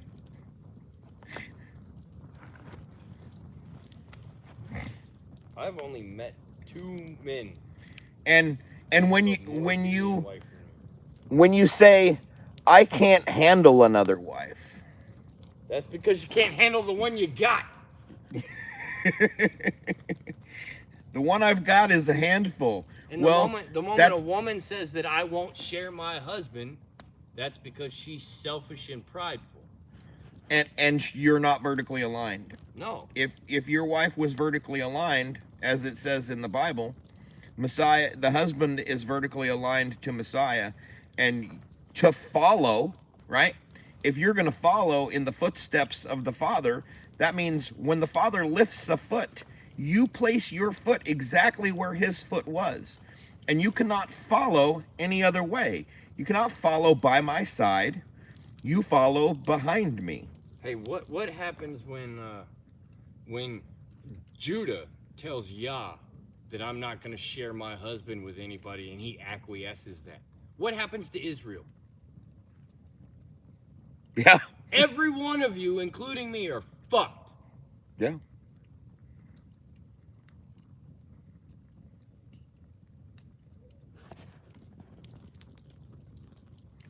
So, I mean, and if you look in Isaiah, Vertical alignment is required in order to do everything that the Father expects us to do, right? So as a shepherd of your home and a teacher of your wife and children, they have to be obedient. And if they're not being obedient, it's probably because you're not. It's almost always because you're not. And you know what? You don't even have to fix their behavior. If you fix your behavior, Yah will fix their behavior. Facts. Why wouldn't it be recommended, Stay Survived?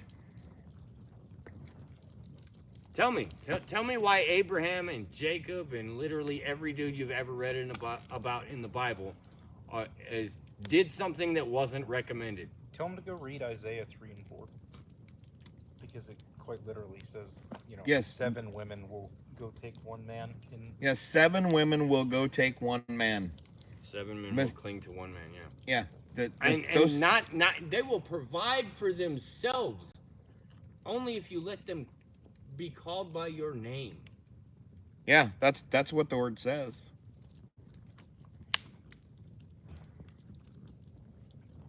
Look around. I would definitely say that the best way to build a tribe, Stay Survived, is from your loins. Yep. Because you are required to bring them up in the way as they should go, so when they are older they do not depart from it.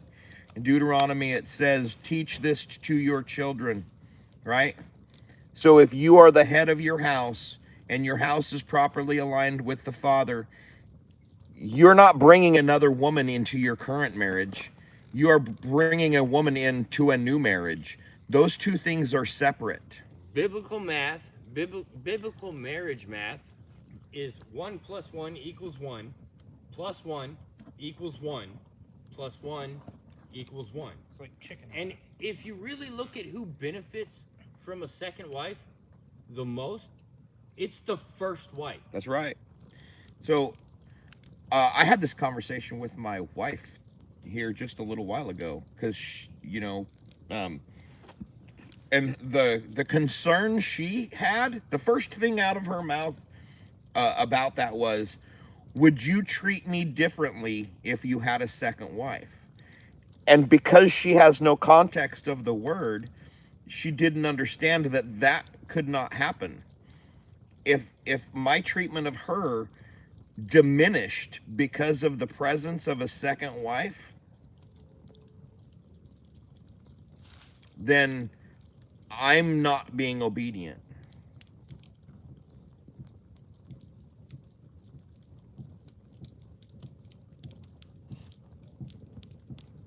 You're welcome, Stay Survived. I mean, logistically speaking, right? Number one, you're getting more children from a wife, right? Which is increasing your tribe. You're not diminishing the health of your current wife by making her have an exorbitant amount of children, because that's a thing, right?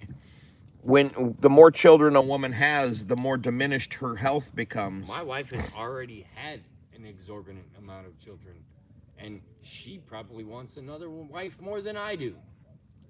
So 2 wives means that the chores of the house get split, and right? The amount of food you need to feed everybody doesn't increase at the same rate as the amount of work you can get done. That's a good point, Hemi. How far our culture has strayed from Yah. It's because it's not a patriarchal culture anymore. Our culture is... See, equality is a false god. It all goes back to Ashtaroth. It starts out with, we want to be equal to men, but that's really just a ploy to be superior to men. Yeah. And So it's they all evil. ask for a seat at the table. So you give them a seat at the table, And then they ask for the table. Right? So this has happened a lot over the last, oh hell. So LGBTQ started it, right? So in the word, that's an abomination, but they allowed for all those things, and now they continue to ask for more, right? women's rights. Women asked for the right to vote, the right to go into the workplace, but it wasn't women. It was Satan twisting the harmonious way that the Father's stuff works, right? The systems that the Father put in place for man and wife and children to coexist and be blessed and increase. Satan screwed that up by telling women that they need to leave the home. And well, we saw how that worked with Adam and Eve, right? As a husband headshipping your house, if your wife works, it's because you allow for it to happen. In the patriarchy, men have the power. The men have the power to give power, and the men have the power to take that away, because women can't take anything by force, right? As the weaker vessel, it has been proven time and time again that women can't take stuff by force. They have to be given it. And because men gave it to them, now Satan is pushing them to take more. We have a whore running for president. This live stream might get shut down because I said that, but it's not a lie, right?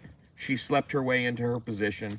She's still a whore now in the system, and she is in a place that is above her husband. And the only reason that happened is because he is a big P word, and he's letting his wife do all these things because he's not running his house. So, I mean, take it for what it is. I just wanted to keep it. Patriarch means patriarch. It doesn't mean let me ask my wife. That's right. How many men out there in the world have to go ask their wife if we're gonna do this? How many times did Yeshua ask you for your opinion before he did something? Never. Not one time. I only remember Yeshua asking the Father for his opinion. Oh wait, it was written. Yeah.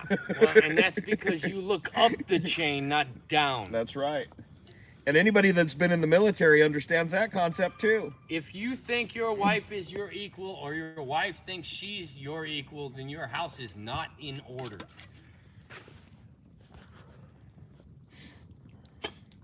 And if it's not, it's because number one, you're not being obedient, right? The more obedient I become, the more aligned my house gets into, right? Because I married a woman of the world who came from Christianity, but because of whatever, I mean, I regularly admonish demons in my house just because of the behaviors that happen in my house. So I would agree with that, Dano.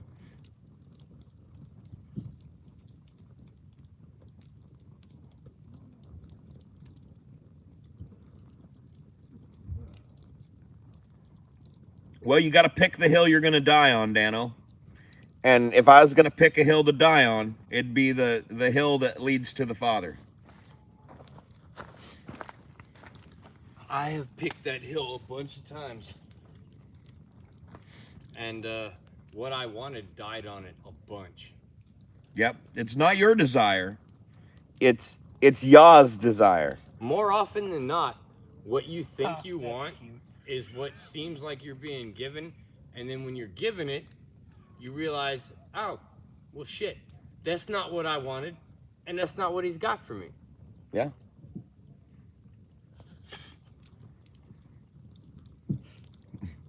What are you chuckling at? Oh, Tiny? yeah, he's like, I wear a size 12 steel toe. I What are was you- wearing a size 12 when I was 13. What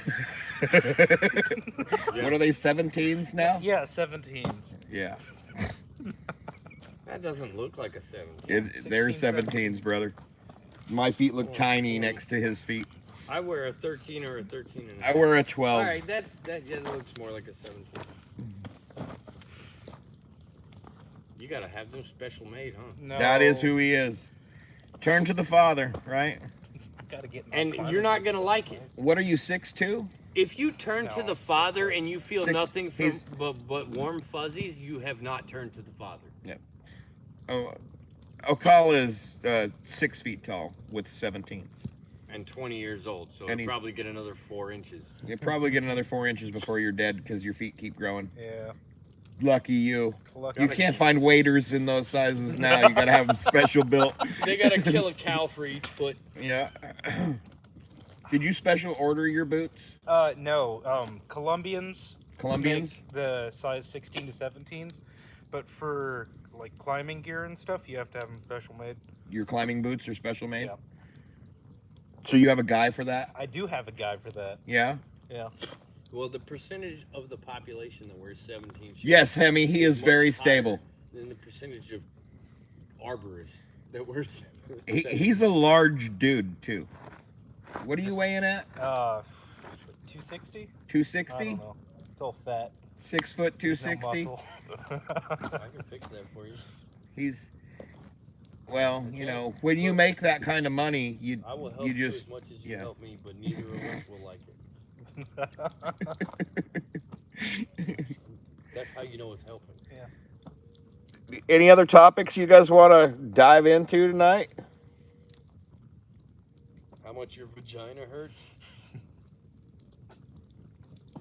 Is that Peter? Yeah. Yeah, he just goes on and on and on. He's not. You and upset. Hemi are the same size, except he wears a size 12. You need to go start running, Hemi. We're both fat. Ha! Did you hear that, Hemi? PT. Dreams? you. What Good about for me. what about dreams, Dano? You want to talk about dreams? I mean, the father is in charge of dreams, right? I thought I read that in the word somewhere. Oh man, I used to chase down the Grim Reaper, Dano. Like I sought death. I ran after it, and I really think that I was chosen from birth because of how much I tried to put myself in a situation where I would die. And he never let it happen. Over and over and over again. I'm everything from combat to fucking being in a crack house with 50 people with zero moral compass. Oh, the Yotes are running. Yeah, they've been bad last night too. Oh, they were pretty bad last 'Cause night. that moon is so bright, you don't even need night vision. The I know, right? crackheads and the coyotes are out. The crackheads and the coyotes are out.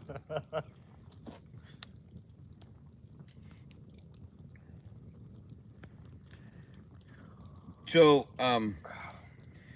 every example in the Old Testament of dreams, the father was speaking to that person, right?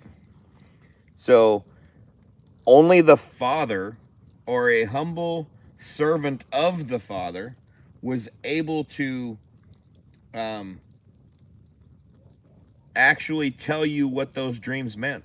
Humble is a lot more than people think it is. Humble is definitely a lot more than people think it is. If you're actually humble, people will see it as self-deprecation. Yes. Why are you punishing yourself, dude? Is it punishing myself that when somebody refers to me as a pastor that I rebuke them immediately and tell them to shut up? Yes. That's not me punishing myself. Nope, that's not you punishing yourself. That's you being humble. That's me keeping myself at the level that's appropriate and not letting somebody else elevate me to something higher. Daniel 2:19. Ish. Like Straightway. Straightway was not a cult when I first started paying attention to him. No, they weren't. But Charles Dowse surrounded himself with a bunch of yes men that just ate up everything he said, And because he didn't have that high of an intellectual capacity, and he surrounded himself with a bunch of yes men, they convinced him that he's Yeshua. And now it's a cult. Yeah. Yeah. Yes, having an accurate view of yourself. That's Now, because people are constantly trying to puff you up, like your brothers, Yeah. if you have real brothers, they're constantly trying to build you up. What you need to do is have a slightly inaccurate opinion of yourself to the south. yeah. That way, when your brothers puff you up, and you acknowledge that what they're saying is correct, you're not beyond humble. Yeah. You're still within the range of, yeah, I'm not that great, but someone is appreciating me for doing or being this thing, and I should accept that appreciation, because otherwise I'm thumbing my nose at myself, at them, and at Yah. Yeah. Yeah. He's talking about when Daniel was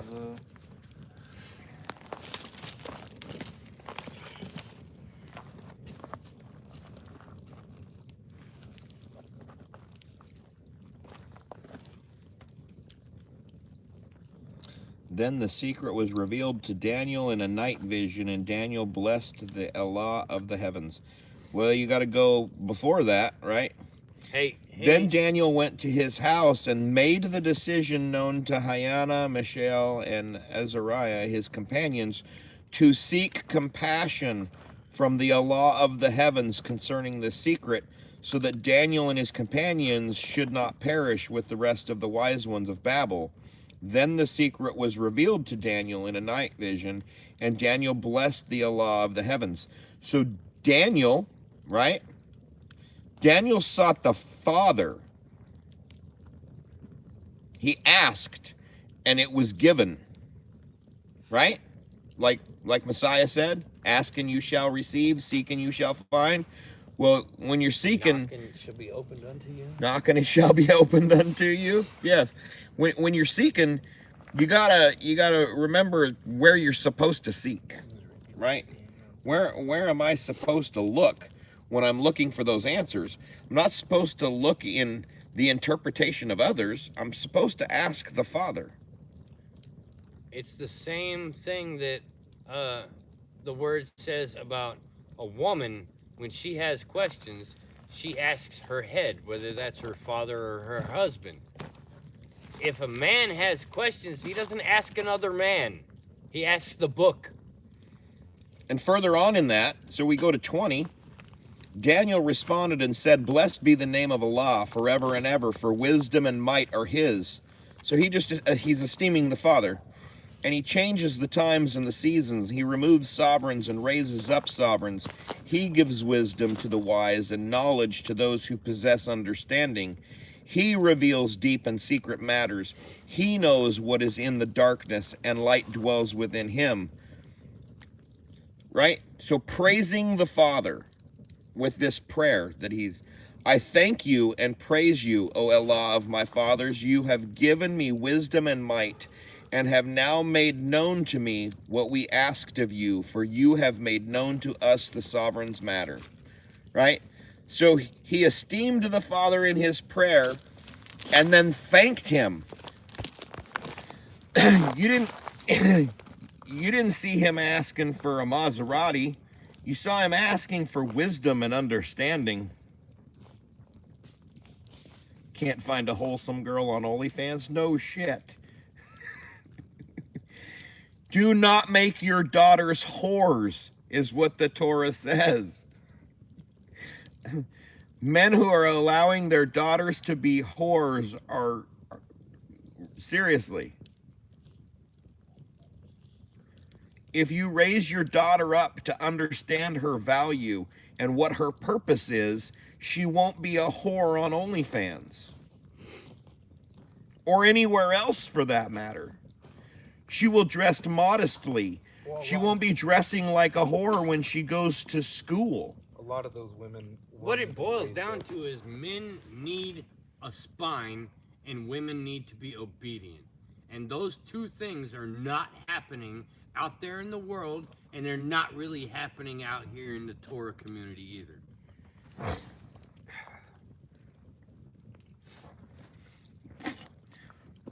either.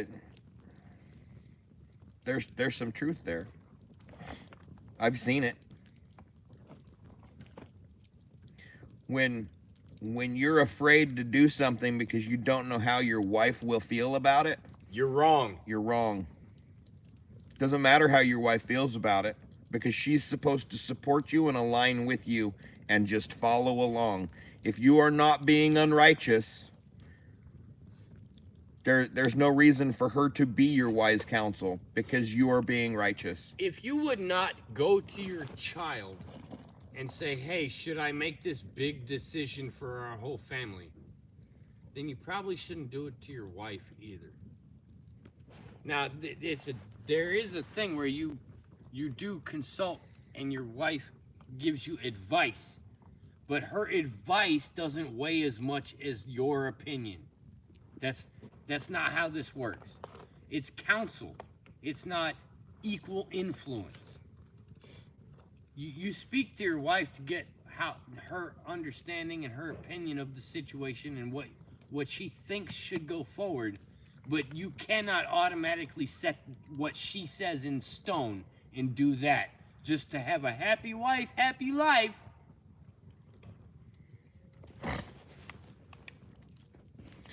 The guys I work with at the Napa, somebody said that, and I rebuked him immediately. Happy wife, happy life, my ass. That's not a thing. That's only a thing when you're a pussy and you're a beta male and your wife is running your house because your balls are in her purse and you're scared that she might get her feelings hurt because you don't want to do what she wants, right? I'm making this decision for the good of our household, and that's how this is going to happen. I ask my wife's point of view when I need her input, because the decision I'm going to make will affect how things function in the house. How does this look? Right? But I'm still going to make the decision based on what I think is best for my family, not what I think she thinks is best for my family. The captain of a ship listens to the lieutenant's suggestions, but he doesn't follow them just because the lieutenant suggested them. That's right.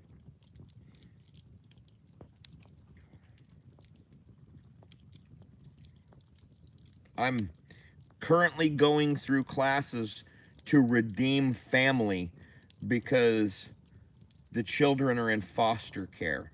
My wife brought it to my opinion. She brought it to me for my opinion.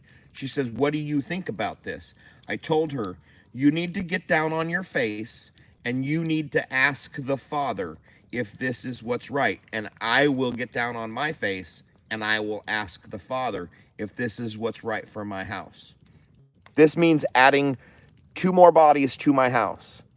And after I prayed, I went to my wife and I said, the only way that we are going to do this is if I am the father for these children and there is no involvement from the parents, because I do not need children to come into my home under my covering that can be taken away and be damaged more by their actual parents. So those were the guidelines that I gave her in order to go forward with this. And I also told her that you understand the rules with which I guide this house, and those children will have an understanding of the Father, and they will do these things the way I run things per the Father's word. Chat, what are the chances that your wife sees this live stream? It's not, but it really doesn't matter. I'm not saying that anything you're saying is wrong, but if she were to hear it while you were saying it publicly, Oh yeah, it would have the opposite result of what you want. it might. It might, but it's nothing I haven't already said No, to him. and Yes. you understand. I do everything understand. I've been saying here is the wife is secondary to the husband, just the same way Yep. the husband is secondary to Yah. Yep. I follow Messiah as Messiah follows the Father. However, and I expect my wife to follow suit.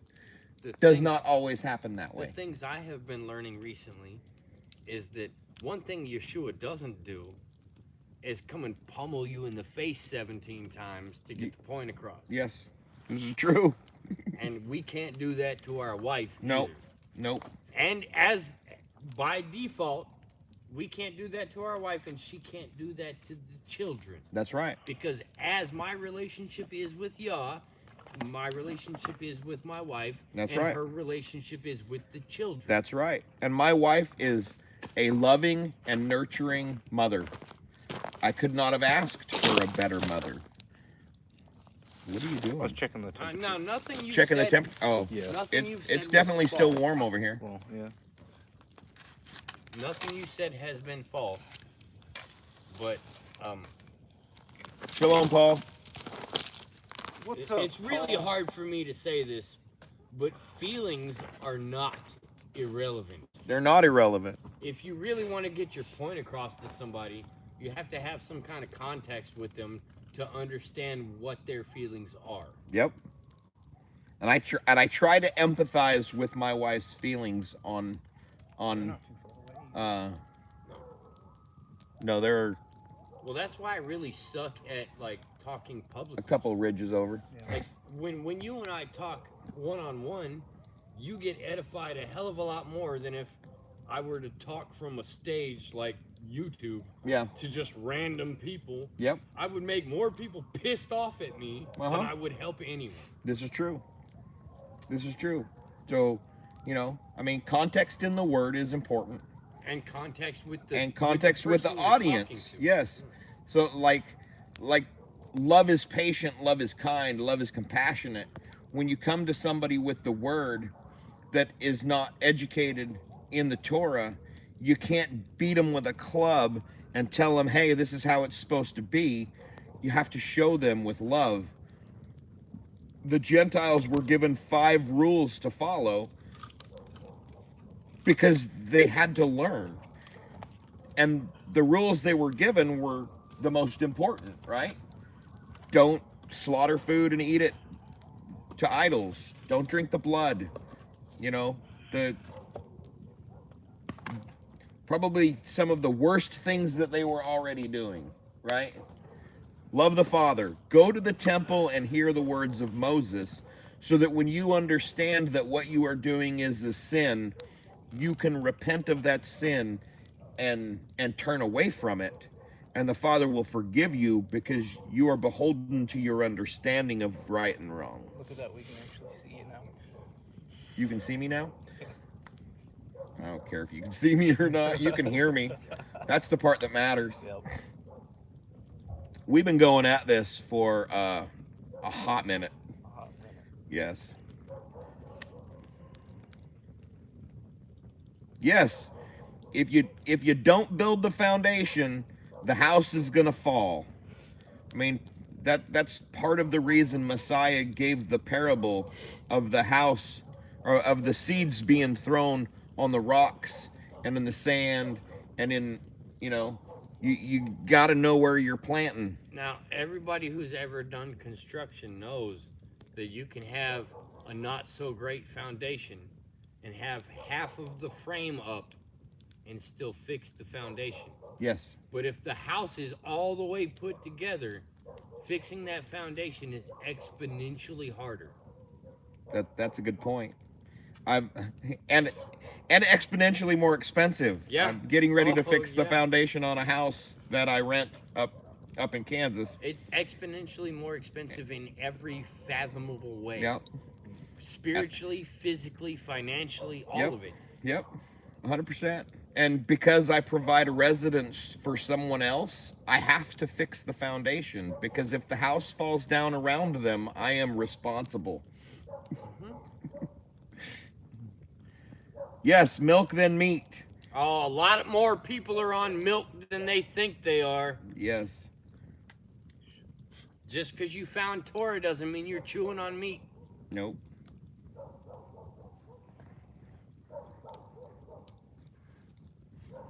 It's pretty easy to be more versed in the word than a Sunday pastor.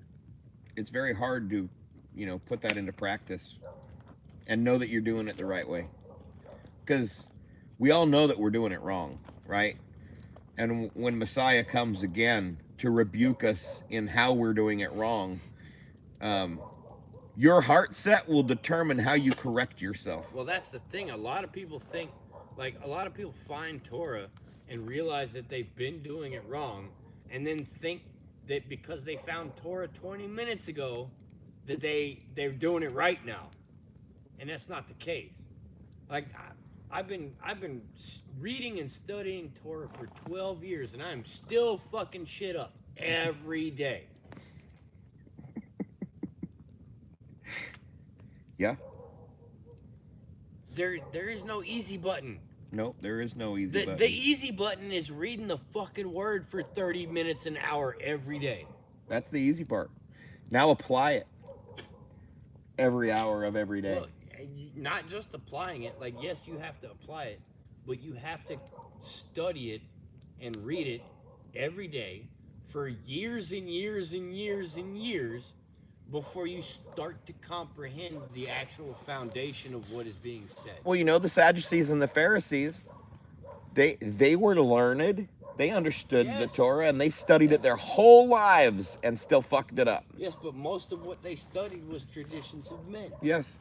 And if you have a pastor and you kind of read your word, but you just rely on everything that he says, you're not edifying yourself. You're not growing.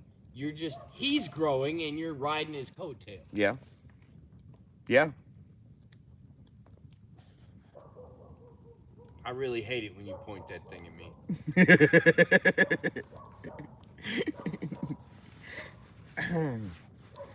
The fact that you're all here and you're willing to still sit here and listen just shows how devoted you are as brothers and maybe some sisters in learning, I've said the same words to brothers that I'm really close to, and it really hurt their feelings. Yeah. They don't want to talk to me anymore. Yeah. Yeah. It's because they got too And old. well, what it boils down to is that I was where they are, and they don't recognize that. They don't see that. You're welcome, sister. They don't see that I was where they are 10 years ago, and I'm trying to give them advice. Yeah. What they see is that we're peers, we're equals. I know just as much of the Torah as you do. But what a lot of people don't realize is that you can be in Torah for 5 years and still carry a bunch of Sunday Christian bullshit into your walk. Yeah. And it happens more often than not. Well, I mean, that just goes to point out your faith, right? I don't care who hates me. No, the faith that you have in the Father, believing that everything he said is true and you're supposed to do it exactly as he said you're supposed to do it, right? I mean, whether you want to have more than one wife to build a tribe or not, that's beside the point. But doing the rest of the stuff, love your neighbor as yourself. Well, the laws and right rulings told the children of Israel how they were supposed to do life with them, with each other. The thing that really Right. trips me out about polygyny Huh. is that a lot of people will tell you that you can't be a pastor or a deacon in the church if you have more than one wife. And then they don't connect the fact that they just eliminated every patriarch in all of Israel Yeah. as being you can't even be a deacon Yeah. in your church. Yeah. Yeah. Excuse There were me, Levites. If you think you're a better leader than Abraham because you have one wife, I'm going to discount every fucking thing you say. Well, We were having a similar conversation earlier. Look, I don't give a fuck about your feelings. I don't care yeah. how much I love you as a brother. Yeah. If your feelings are wrapped around something stupid that can't be found in the Word, and I tell you about it, and now you're mad at me and we don't hang out anymore, that's on you. It's not on me. I'm sleeping good at night. Yeah.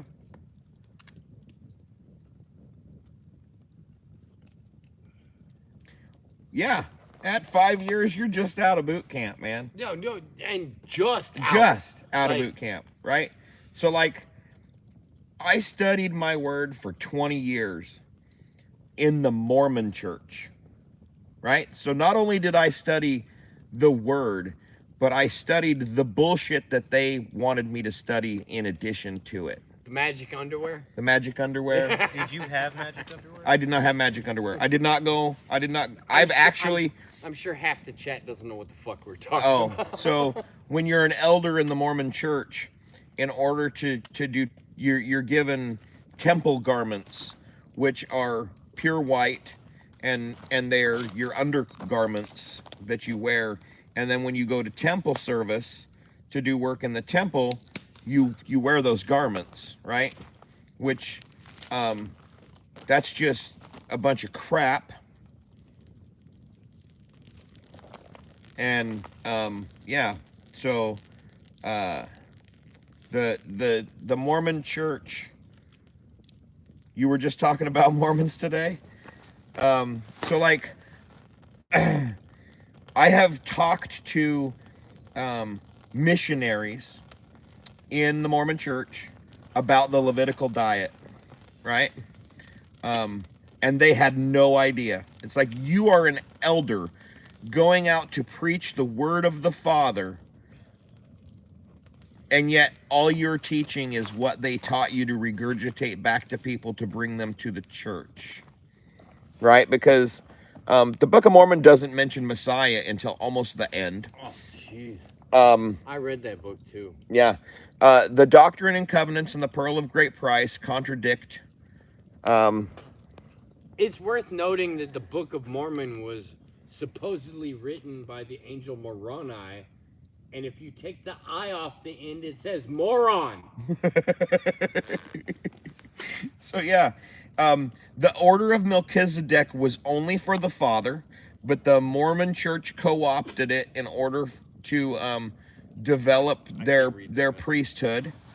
Why won't it let me check the? I have a wrench and I can't check the I message. don't know, man. I'm gonna have to. I don't have a wrench, but Why did it show up for you? That's silly. YouTube is gay. YouTube is gay.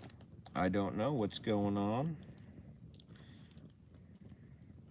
So yeah, there's a whole bunch of crap that that the Mormon Church co-opted from the Word in order to.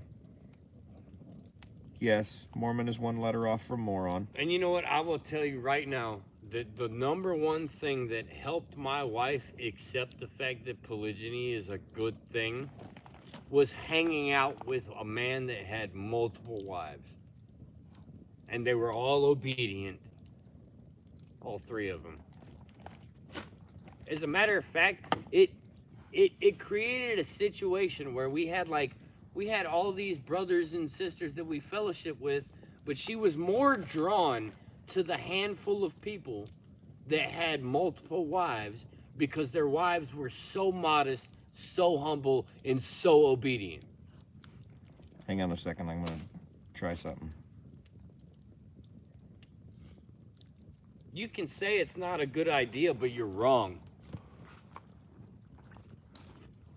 Oh, I think you were just a standard moderator. Here we go. Try that. I didn't know there was a difference. There's a standard moderator who can. Hey, somebody type fuck in the chat so I can test this. so you can ban them.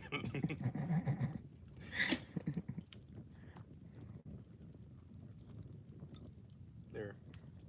Does nobody have enough balls? No, I just did it. You just banned me. Are you able to look at it? There's an arrow that says You got to click on the message. I gotta move the stream and come back. No, it still just says got it. Did you get it? No, it lets me acknowledge that it's a message I can't read. Oh, well, that's crap. Oh, You it's should be able to probably- show or hide. I guarantee you, it's probably your age limiter on your YouTube. I Probably. very seriously doubt that. This is the only channel I've had that issue with. And I'm a moderator on a lot of channels. And I say a lot of fucked up. Okay, so Heather, that goes back to vertical alignment, right? So the wife is to be subservient to the husband as husband is subservient to Messiah, as the Messiah is subservient to Yahweh. No, I do you agree. have it- I Right? agree with what Heather said, except for the child part. Yeah, The children don't have to understand shit.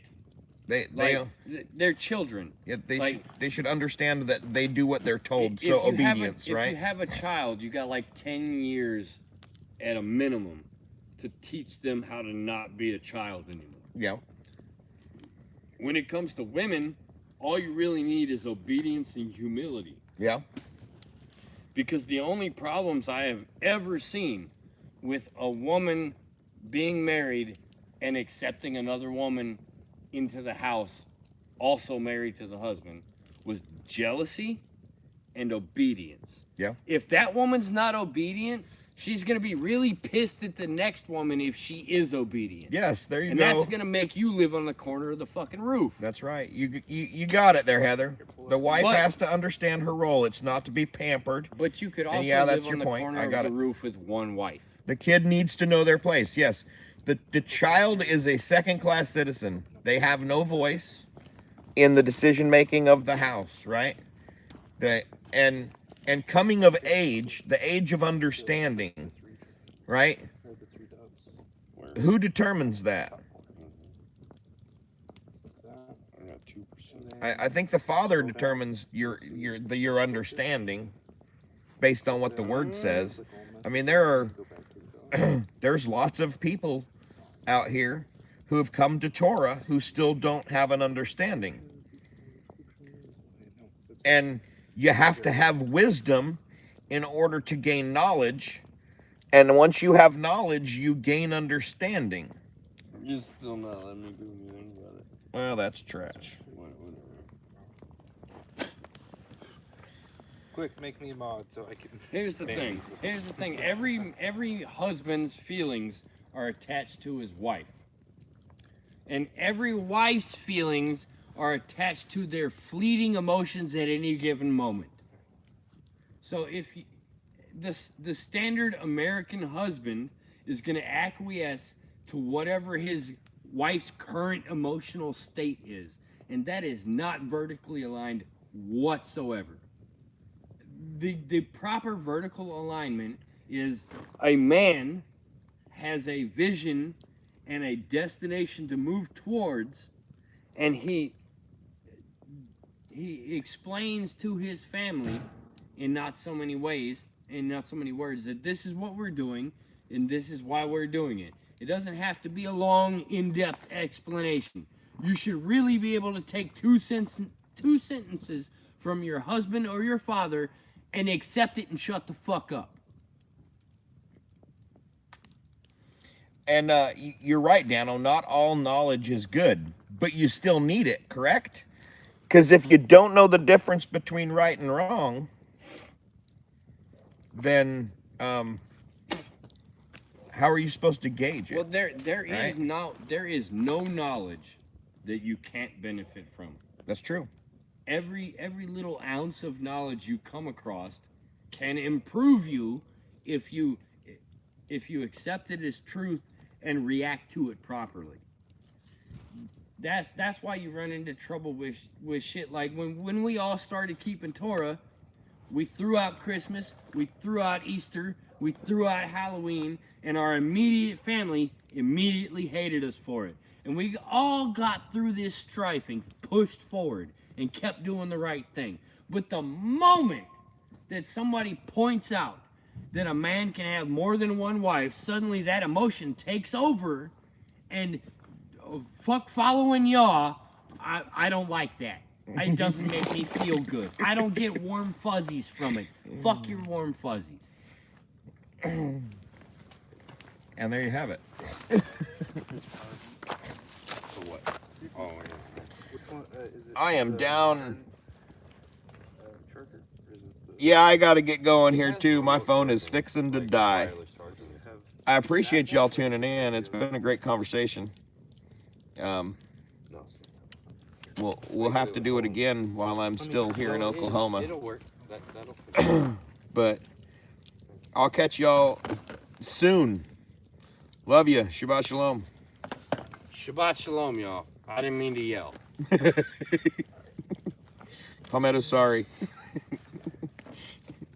Stop being emotional, bitches.